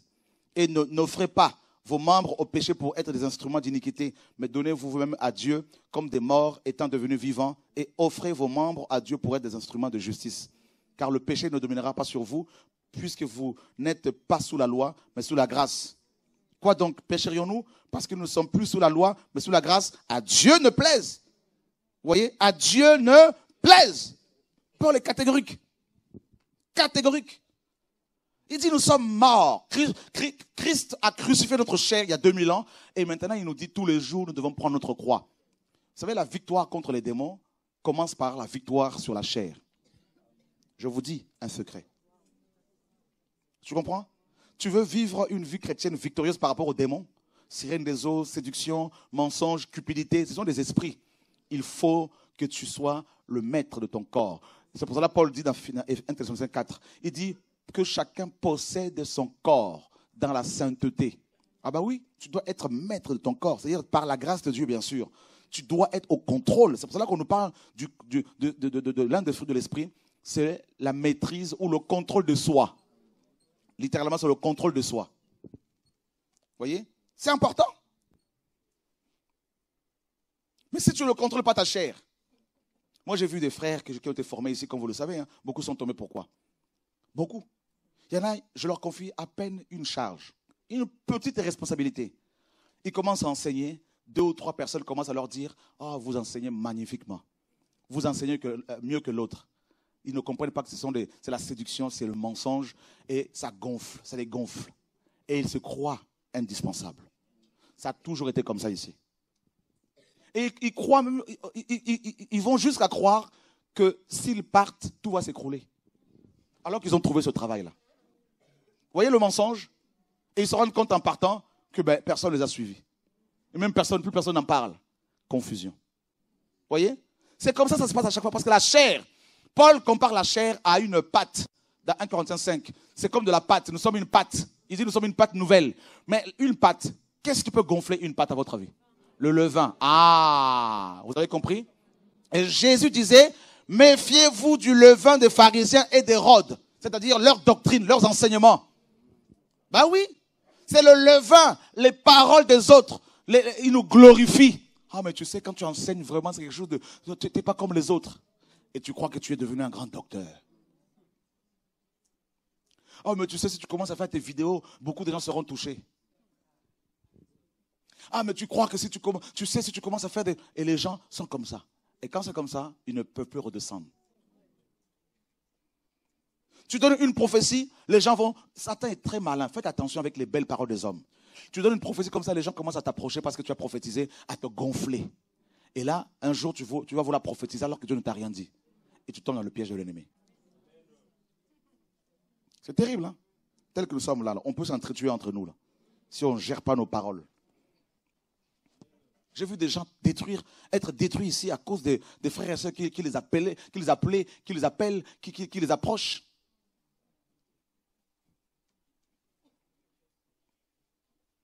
Comment tu peux arriver à croire que toi, un homme mortel qui a trouvé un travail déjà fait, comment tu peux arriver à croire que c'est toi qui mettais l'équilibre? Vous voyez le mensonge de l'ennemi, l'orgueil, c'est grave. Comment tu peux arriver à tromper ta femme alors que cette femme a toujours été fidèle avec toi? Ton mari a toujours été fidèle avec toi. Les paroles des hommes. Et je vous assure, vous savez, je disais à quelqu'un la dernière fois, Dieu m'avait dit quelque chose, je disais aux frères, je partageais avec des frères. Le levain, il y avait 7 fêtes de Yahweh en Israël. Il y en avait 7. Et le levain n'était autorisé que lors de la fête de la Pentecôte. C'est la seule fête où le levain était autorisé. Et la Pentecôte, c'est l'effusion de l'Esprit. Ça veut dire que là où il y a le réveil, là où il y a l'effusion de l'Esprit, là où il y a les dons de l'Esprit, là où il y a les guérisons de miracles, c'est aussi là que l'ennemi vient planter sa semence. pendant que son ennemi dormait, ses serviteurs dormaient, son ennemi est venu semer l'ivraie, là où il y avait le blé. Ça veut dire que dans nos églises, dans toutes les assemblées, dans tous les rassemblements d'hommes et de femmes, les gens qui se rassemblent pour prier le Seigneur, c'est aussi là que l'ennemi vient se mettre. Les fils de Dieu s'étaient rassemblés pour prier, nous dit Job, Satan est venu au milieu d'eux. Comme dans 1 Roi 22 là-bas à peu près, lorsque les fils de Dieu s'étaient rassemblés pour prier, Satan est venu un esprit est venu parmi eux. C'est toujours comme ça se passe. Là où il y avait Christ avec ses disciples, il y avait un démon qui était là, Judas.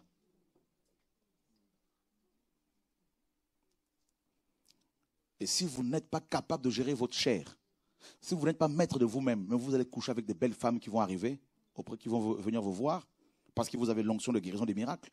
Je vous dis, hein. Quand les gens disent non, il est soutenu par les hommes politiques, c'est faux. J'en rencontre pour apporter la parole, comme la parole le dit, oui. Paul a prêché la parole aux députés, il a prêché la parole même à César, il est allé voir César, il a dit. Il a prêché la parole devant Agrippa, le roi Agrippa. C'est la parole de Dieu dans Actes 23, 22, 23, 24, 25, 26, 27.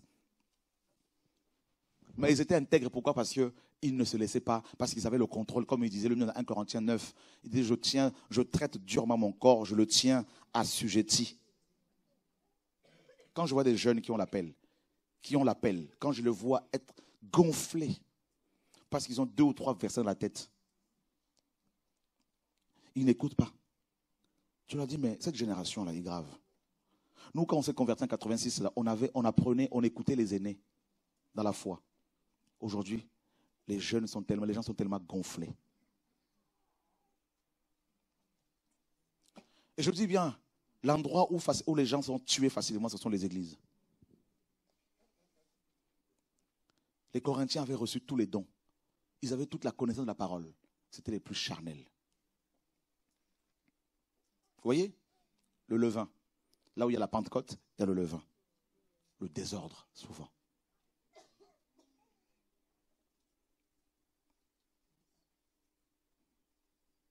Le levain. Et nous, moi je ne comprenais pas. Toutes ces années, avec des combats, divisions, séparations, scandales, je disais, mais qu'est-ce qui se passe? Il dit, c'est le réveil qui veut ça.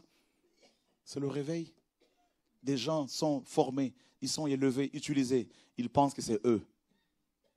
Ils pensent même connaître plus que toi qui les as formés. Ils ne t'écoutent même plus. Ils font n'importe quoi, tu les fais asseoir, ils ne veulent pas écouter parce qu'ils ne sont plus focalisés sur la croix. Et ils tombent. La chair, la pâte, selon 1 Corinthiens 5. Il y en a qui sont encore une vieille pâte. Ça gonfle facilement avec les paroles. Vous savez, les paroles qu'on entend des hommes et des femmes, ces paroles-là, c'est pneuma en grec ou encore rouak en hébreu, c'est le vent. Et nous sommes comme des ballons. Le vent, là, ça nous gonfle. C'est pour ça que quand on prend la croix chaque jour, la croix nous diminue. On retrouve la taille normale, la taille que Dieu veut pour nous. Et ça nous maintient dans l'humilité. Ça nous maintient dans l'obéissance. Ça nous maintient dans la simplicité. Sinon, c'est grave.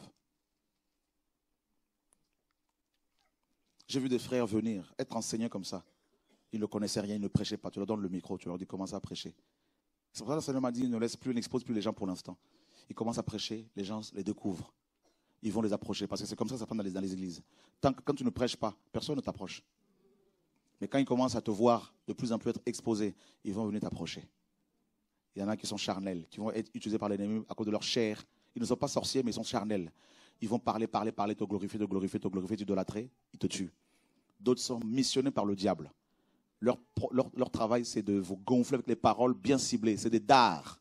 Ils viennent, ils vous gonflent. Et les gars, ils meurent. Ils meurent, ils pensent qu'ils sont devenus indispensables. Et là, ils partent et personne ne bouge.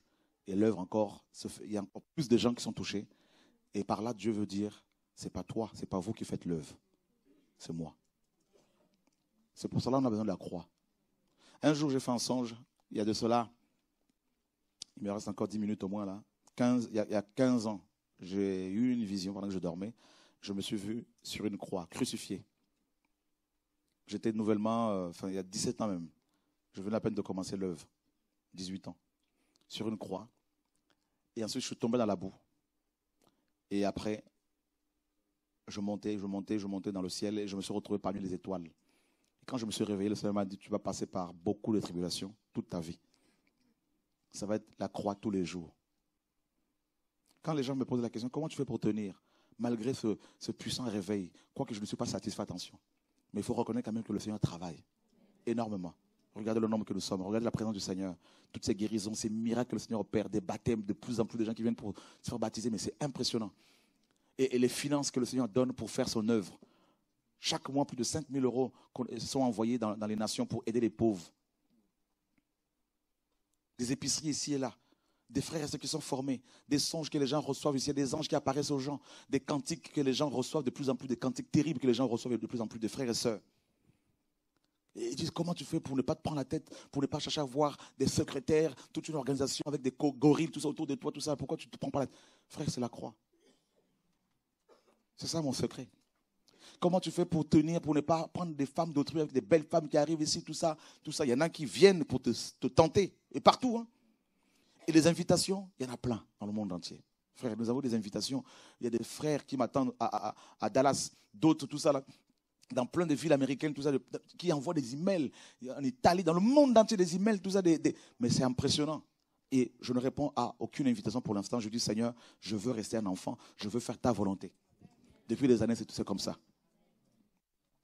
Voyez, la femme d'un président appelle, elle dit, mon mari veut que tu viennes, tout ça, là. Je ne prends même pas leur argent. Aucun. Je ne veux plus. C'est la croix, le secret. Je vois des jeunes qui ont été formés ici. Ils commencent des œuvres à gauche, à droite, tu les vois, ils sont gonflés. Je dis, Seigneur, quelle génération. C'est terrible. Ils sortent de la croix. Et ils ne peuvent pas être recadrés.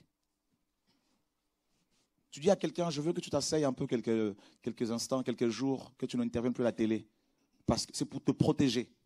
Les gens, ils sont déjà dans un niveau on leur a mis dans le crâne qu'ils sont comme toi. Ils sont dans une espèce de concurrence. Ils oublient que c'est toi qui les as formés, grâce au Seigneur, bien sûr. Comme Paul pouvait dire, vous pouvez avoir 10 000 maîtres en Christ, mais cependant, c'est moi qui vous ai engendré. Le message, là, tu l'as entendu comment? Oui, Dieu t'a parlé, oui, mais le Seigneur utilise les hommes aussi. Et là, les personnes ne veulent plus être mises sous discipline pour leur bien. C'est parce qu'ils ont quitté la croix. Paul dit, pourquoi ne souffrez-vous pas quelques injustices? Vous voyez la croix? Vous voulez aller jusqu'au bout? C'est pour cela que ce thème était vraiment prophétique. Vous voulez aller jusqu'au bout de votre mission terrestre? Je suis loin d'avoir accompli quoi que ce soit, attention. Mais le secret de Paul, de Pierre, de Jacques, de Jean, c'était la croix. Je dis bien, Satan, il a été vaincu. Sa puissance vient de nous, c'est-à-dire de notre chair. C'est tout. Et ta faiblesse, ma faiblesse, sont les faiblesses qu'on avait dans le monde. Ça va être nos faiblesses jusqu'à la fin de notre vie. Si tu aimais les femmes, ne pense pas parce que tu es sauvé que les démons là vont te lâcher. Si tu aimais les hommes, c'est pareil. Tu aimais l'alcool, tu aimais le mensonge. Toutes tes faiblesses dans le monde tout ce que tu étais dans le monde là, ça va être une faiblesse jusqu'à la fin de ta vie. C'est pour cela qu'il faut que tu connaisses tes faiblesses pour être tout le temps devant Dieu, pour demander de l'aide. Et on va lire 2 versets et puis après on va finir. 2 versets, nous sommes dans Hébreux chapitre 10, pardon. Hébreux 10. Nous lisons à partir du verset 19. Hébreux 10, à partir du verset 19. Ainsi donc, mes frères, nous avons la liberté d'entrer dans le Saint des Saints au moyen du sang de Jésus, qui est le chemin nouveau et vivant qu'il a inauguré pour nous à travers le voile, c'est-à-dire sa propre chair. Ah, vous voyez, non? Le voile qui séparait le lieu saint du lieu très saint ou des saints de saints, ce voile-là était une préfiguration de la chair humaine et particulièrement de la chair de Jésus-Christ. C'est pour cela qu'il est mort dans la chair. C'est pour cela qu'il a pris tous nos péchés dans sa chair, c'est-à-dire le vieil homme, dans son corps, dans son âme.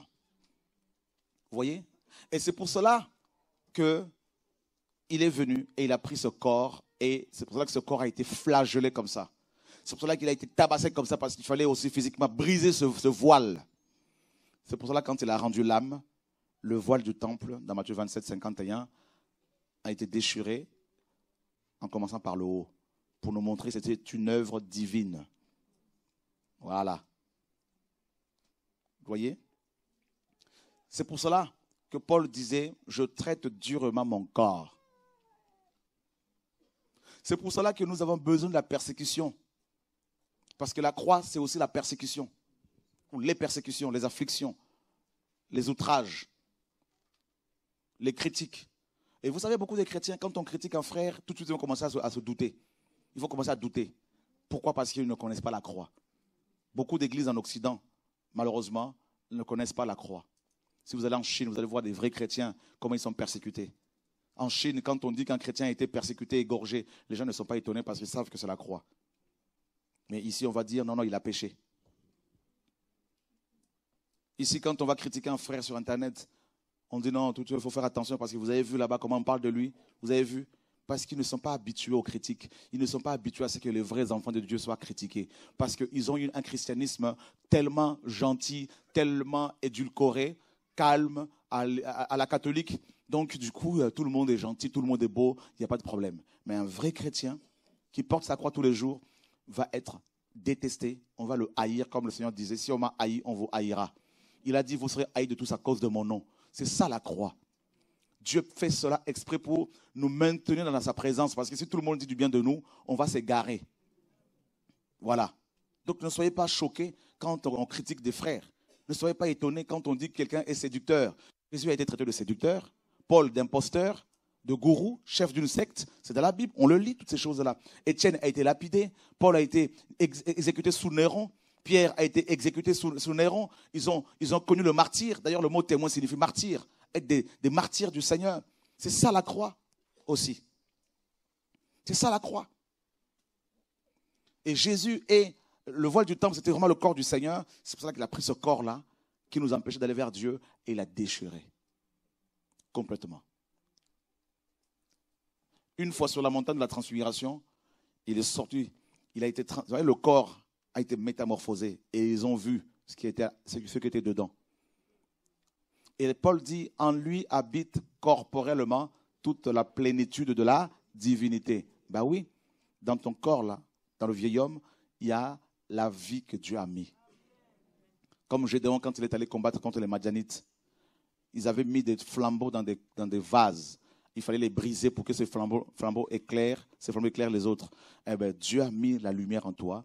Maintenant, pour la faire exploser, eh bien, Dieu va briser le vase que tu es.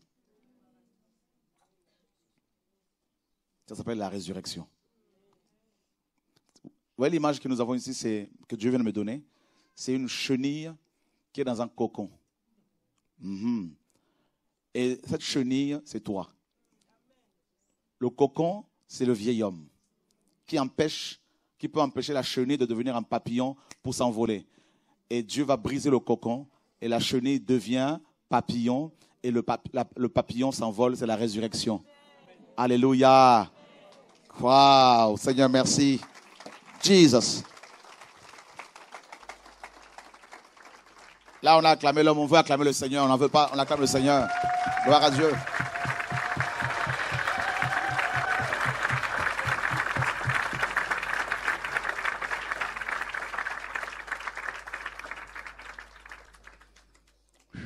Et vous n'avez pas remarqué que plus les gens nous attaquent, plus Dieu agit?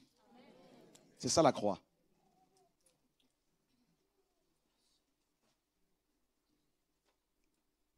Et une fois que, pour finir, le deuxième verset, Paul dit dans 1 Corinthiens chapitre 1er, parce que demain on va attaquer la croix par rapport à l'arbre de vie si Dieu permet.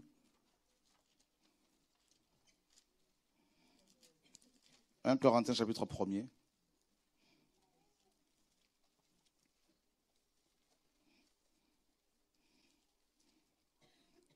Car la prédication, verset 18, car la prédication de la croix est une folie pour ceux qui périssent, mais pour nous qui sommes sauvés, elle est la puissance de Dieu. Car il est écrit, je détruirai la sagesse des sages et j'anéantirai l'intelligence des hommes intelligents. C'est ça la croix. Dieu vient détruire la sagesse des sages. C'est-à-dire, tu viens vers Dieu avec ta sagesse, avec ta connaissance. Dieu dit, passe par la croix afin que ta sagesse soit détruite, comme il a fait avec Moïse. Les sages ne comprennent pas le langage de Dieu. Les intelligents se disent, je ne comprends pas, on ne comprend pas comment Dieu agit. Voyez? Parce qu'il raisonne. C'est pour cela que la plupart des gens que Dieu a utilisés, il les a d'abord abrutis. Il les a d'abord amenés comme Paul. Il a enlevé tous leurs galons, leurs diplômes. Ils sont devenus comme des idiots. Et après, il a commencé à les équiper. Voilà. C'est pour cela que les riches ont du mal à se convertir. Parce qu'ils se disent, si on se convertit, on va devoir être comme tout le monde. C'est-à-dire parler avec tout le monde. Bah oui. Parfois, Dieu peut vouloir que tu voyages en classe éco pour évangéliser. Il y en a qui n'en veulent pas. Ah ben, Dieu va devoir, parfois, il ferme les comptes, il ferme le robinet. Tac. Tu vas manger du pain... voilà. Tu vas passer des nuits avec du pain, avec du lait. Voilà. Parce qu'il est en train de te façonner. Et Paul dit, où est le scribe? Où est le disputeur de ce siècle, de cet âge? Dieu n'a-t-il pas convaincu de folie la sagesse de ce monde? Puisque le monde, avec sa sagesse, n'a pas connu Dieu. Dans la sagesse de Dieu, il a plu à Dieu de sauver les croyants par la folie de la prédication. C'est une folie. C'est pour ça que les riches comprennent. Ils disent, mais t'es folle. Mais t'es folle, ma fille. Mais t'es fou, mon frère. Mais t'as changé. Ma fille, t'étais dans une secte. On t'a fait le lavage de cerveau. Mais qu'est-ce que t'arrive, mon chéri? Tout ça. Mais voilà une femme qui pleure son mari. Mais le jour où elle va être elle-même piquée, elle va dépasser son mari.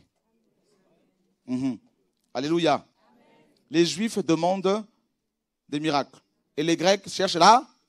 Mais nous, pour nous, nous prêchons Christ crucifié, qui est un scandale pour les Juifs et une folie pour les Grecs. Bah oui, un scandale. Vous ne voulez pas de scandale? Eh bien, vous n'allez pas expérimenter la croix. Tu auras des scandales tout le temps. Tu te pointes quelque part, tu ne parles pas, il y a des scandales. Et quand tu parles, c'est grave encore. Moi, je me plaignais, je me disais, mais tout le temps, il y a des scandales. On veut me tuer, on veut me frapper. Tout le monde dit, frère, qu'est-ce qui se passe? Il n'est pas sage. On dit, il faut l'équilibrer. Alors, un jour, Dieu m'a dit, mon fils, je dis oui. Il me dit, tu es bâti sur quel rocher? Je dis, le rocher de scandale. Je dis, d'accord. Il m'a dit, tu as compris? Oui. Donc, le scandale, c'est normal pour toi. Je dis, Seigneur, merci, j'en veux encore plus. On acclame le Seigneur, mes amis. Alléluia, gloire à Dieu. Tiens, c'est la croix. Voilà. Ils m'ont haï sans cause. Qui a dit ça? David. C'est écrit ou pas? Voilà. Tu sais pourquoi? Parce que tu es crucifié. Tous les jours, si Dieu te montre comment il te voit, tous les jours, tu es comme ça. Il y a de temps de répit, un peu de repos, un peu de répit, tout ça là. Et après, rebelote. Parfois, laisse-moi tranquille. Moi-même aussi, je suis en train de... Quand tu m'appelles comme ça, bon, vite fait. Bon, ça va, tout va bien, prends tel verset. Prends Matthieu chapitre 14, verset un tel. Quand tu l'as, on dit, qu'est-ce qui lui arrive? Laisse chacun à sa croix. Quelqu'un, on a presque fini. Quelqu'un, Dieu l'a mis dans un désert. Toi, tu arrives, tu le sors de là. Tu auras des problèmes. Ah oui, je parle à quelqu'un ici. C'est pour ça qu'avant de donner l'argent à quelqu'un, il faut parfois réfléchir. Ouais. Parce que c'est Dieu qui ferme. C'est sa croix.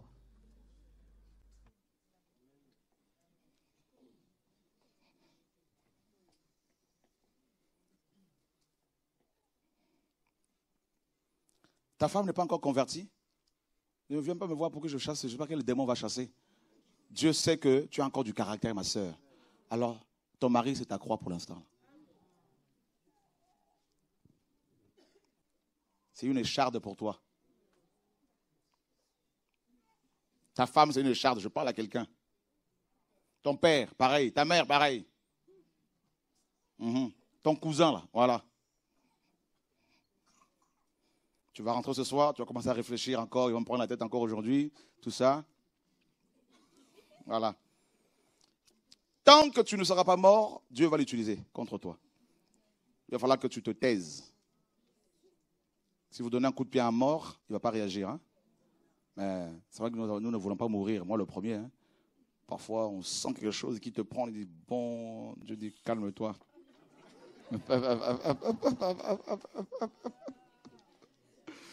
Alléluia. Et une femme qui passe comme ça, Satan dit, regarde, comment ça, Seigneur, au nom de Jésus, je refuse. Quand si tu nous regardes, tu remportes la victoire, non? Une victoire. Tu dis, waouh, alléluia, amen. Tu sens que Dieu est content. Qui a déjà senti ça? Bah oui.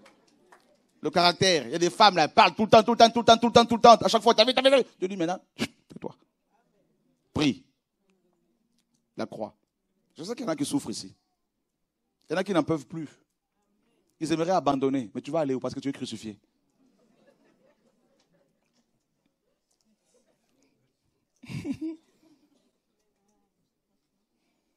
Je ne veux rien savoir parmi vous que Christ est Christ crucifié. Qui souffre? Qui pleure ici? Qui n'en peut plus? À moi, je ne veux plus voir les gens. À ces gens-là, je ne veux plus avoir affaire à eux. À moi, je ne veux... Celle-là, quand je la vois, elle me rappelle mon passé. Elle me pousse à réagir comme avant. Ça veut dire que c'est une grâce pour toi que Dieu a mis, que Dieu ait mis cette personne devant toi. Ça, c'est pour ton bien.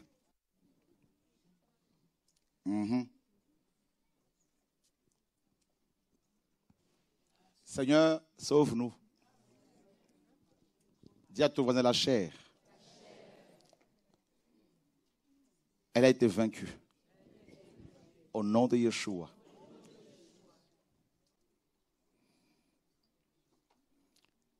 Si tu as les yeux bleus, oh là là. Tu as vu les yeux qu'elle a? Oh là là, à cause des yeux bleus. Et tu as vu les yeux? Tu as vu les cheveux? Tu as vu ses jambes? Vous savez comment on est gonflé, hein? Voilà. Tu as vu? Oh là là. Oh Seigneur. Oh là là. Et puis Dieu dit, bon, provisoirement, tu vas avoir des grosses lunettes. Qui veut être taillé par le Seigneur? Et sans la croix, il n'y a pas la résurrection, pas de puissance. Seigneur, guéris-nous. Seigneur, parle-nous. Seigneur, sauve-nous. Nous te bénissons pour ta parole. Nous te bénissons pour la croix. Nous te bénissons pour la restauration de nos cœurs. Seigneur, nous avons besoin de toi. Seigneur, merci parce que tu as vaincu la chair. Tu as vaincu la chair et nous pouvons vaincre la chair. Tu as vaincu les œuvres de la chair et nous pouvons les vaincre. Nous ne sommes pas obligés de finir comme tous les autres, comme tout le monde. Nous ne sommes pas obligés, Seigneur, d'être dans l'adultère. Nous ne sommes pas obligés, Seigneur, d'être dans la cupidité. Aide-nous à pardonner. Enseigne-nous à supporter. Ce n'est pas toujours facile. À supporter les uns les autres. À supporter les caractères compliqués, acariâtres, irascibles, durs, méchants. Seigneur, aide-nous à pardonner à nos ennemis, à prier pour ceux qui nous persécutent. Seigneur, aide-nous à aller de l'avant. Car sans la destruction de la chair, nous ne pouvons pas expérimenter ta gloire. Car la chair empêche notre esprit de pouvoir, alléluia, être rempli de ton amour, de ta puissance, de ta véritable. Seigneur, mon Dieu, Père, bonté. Seigneur, brise nos caractères. Brise, Seigneur, mon Dieu, Père, ce caractère qui t'empêche d'aller plus loin, qui nous empêche, Seigneur, d'aller plus loin. Brise ce caractère, mon Dieu. Alléluia. Seigneur, ce caractère, parce que la personne a été blessée, la personne a été violée dans son enfance, la personne n'a pas reçu l'amour de son père, de sa mère, elle a du mal à pardonner, elle a du mal à aimer, parce qu'elle a été violée, parce qu'elle a subi des attouchements sexuels, parce que la personne n'a pas été aimée, elle a été rejetée. Seigneur, cette personne a développé un caractère, a développé, mon Dieu, mon roi Père, ce caractère pour se protéger soi-disant. Et nous voulons être totalement libérés de ces choses. Nous voulons, Seigneur, mon Dieu, que ta croix, que la croix exerce sa puissance, son influence sur notre chair. Seigneur, au nom de Yeshua, oh Dieu, garde-nous, donne-nous être dans la maîtrise, dans la sagesse, dans la sainteté, dans l'amour. Seigneur, mon Dieu, nous voulons être armés de la pensée de souffrir, comme 1 Pierre 4 le dit. Seigneur, Montre-nous que la croix c'est le centre de la marche chrétienne.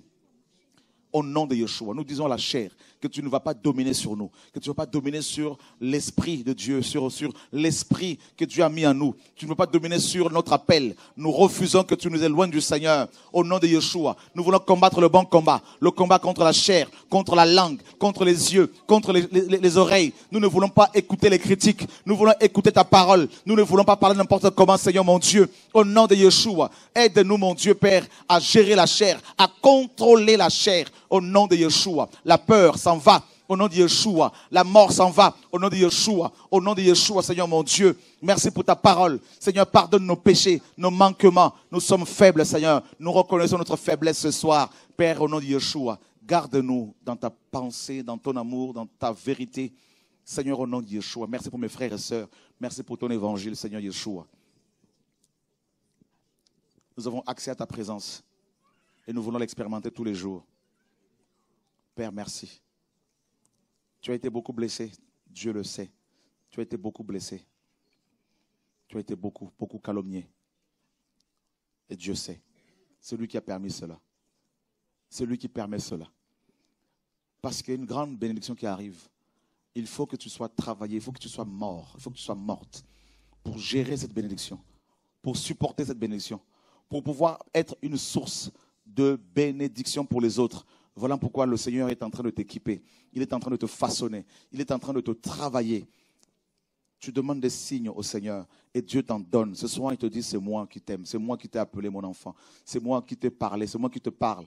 Tu voulais que je te parle. Tu voulais que je me révèle à toi. Tu voulais que je te façonne. Tu vas libérer le pardon parce que ma gloire va se manifester après ma fille.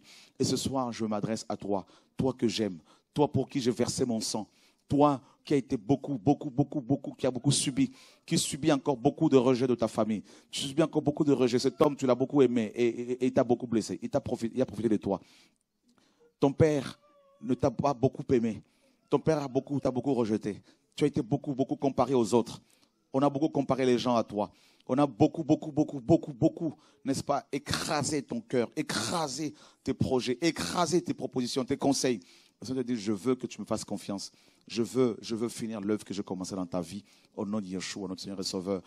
Dieu dit, je veux faire la différence. Je veux faire la différence dans ta vie. Je veux faire la différence dans ton cœur. Il est en train de t'opérer, de te façonner. Le Seigneur t'a donné des songes, des visions, des choses que tu as vues en songe, en vision. Le Seigneur te dit, tu vas les voir se réaliser tant que tu me laisseras te façonner, tant que tu me laisseras façonner ton caractère, parce que je veux changer ta nature, je veux changer ton caractère. Je veux que tu me fasses confiance, je veux changer ton caractère au nom de Yeshua, alléluia. Maintenant,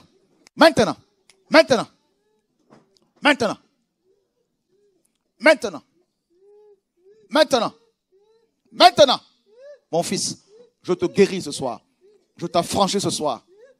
Maintenant. Jesus. Dieu ne t'a pas oublié. Il ne t'a pas abandonné. Il te connaît. Il te connaît. Il te connaît. Il te connaît. Il te connaît. Il te connaît. C'est pour cela qu'il te façonne. Il te change. Ce soir, cette porte que tu as ouverte à l'ennemi, Dieu dit, je te pardonne. Je veux que tu la fermes désormais au nom de Yeshua. Cette chose, ma fille, quitte ton âme. Cette chose par là tout s'en va au nom de Yeshua. Cette chose qui t'empêche de vivre le bonheur familial. Cette chose-là est en train de remonter maintenant. Cette chose qui a eu accès à toi par la chair est en train de s'en aller maintenant. Au nom de Yeshua. Au nom de Yeshua. Allez, tu sors de là. Allez, tu sors de là. Allez, tu sors de là. Allez, tu sors de là. Quitte ma soeur. Quitte ma soeur. Il y a un démon de mort ici qui quitte une femme. Allez, tu sors. Allez, tu sors. Allez, tu sors. Allez, tu sors. Allez, tu sors. Allez, tu sors. Allez, tu sors. Allez, tu sors. Sors. C'est un démon qui s'en va là. C'est un démon, un serpent qui s'en va là. Qui s'en va. Au nom de Yeshua. Au nom de Yeshua. Allez, tu sors. Allez, tu sors. Allez, tu sors. Dieu te libère. Elle te vomit. Aujourd'hui là, elle te vomit. Il y a quelqu'un ici, Dieu la libère de la personne, Dieu la libère de la colère. La colère que tu as héritée de ta famille. Ça sort là. Au nom de Yeshua. Ça sort là. Ça sort. Quelqu'un ici est libéré d'un mari de nuit. Un mari de nuit qui vient t'embêter tout le temps. Ce mari de nuit travaille beaucoup dans ta famille. Opère beaucoup dans ta famille. Ce mari de nuit, cet esprit de nuit qui vient te souiller et tu n'en veux plus. Au nom de Yeshua. Au nom de Yeshua, notre Seigneur et Sauveur. Père, merci. Merci pour ta grâce. Le Seigneur me parle de quelqu'un qui est enchaîné ici. Tu sens que ta vie est enchaînée. Ta vie est enchaînée. Tout, rien ne va, rien ne marche, rien ne fonctionne.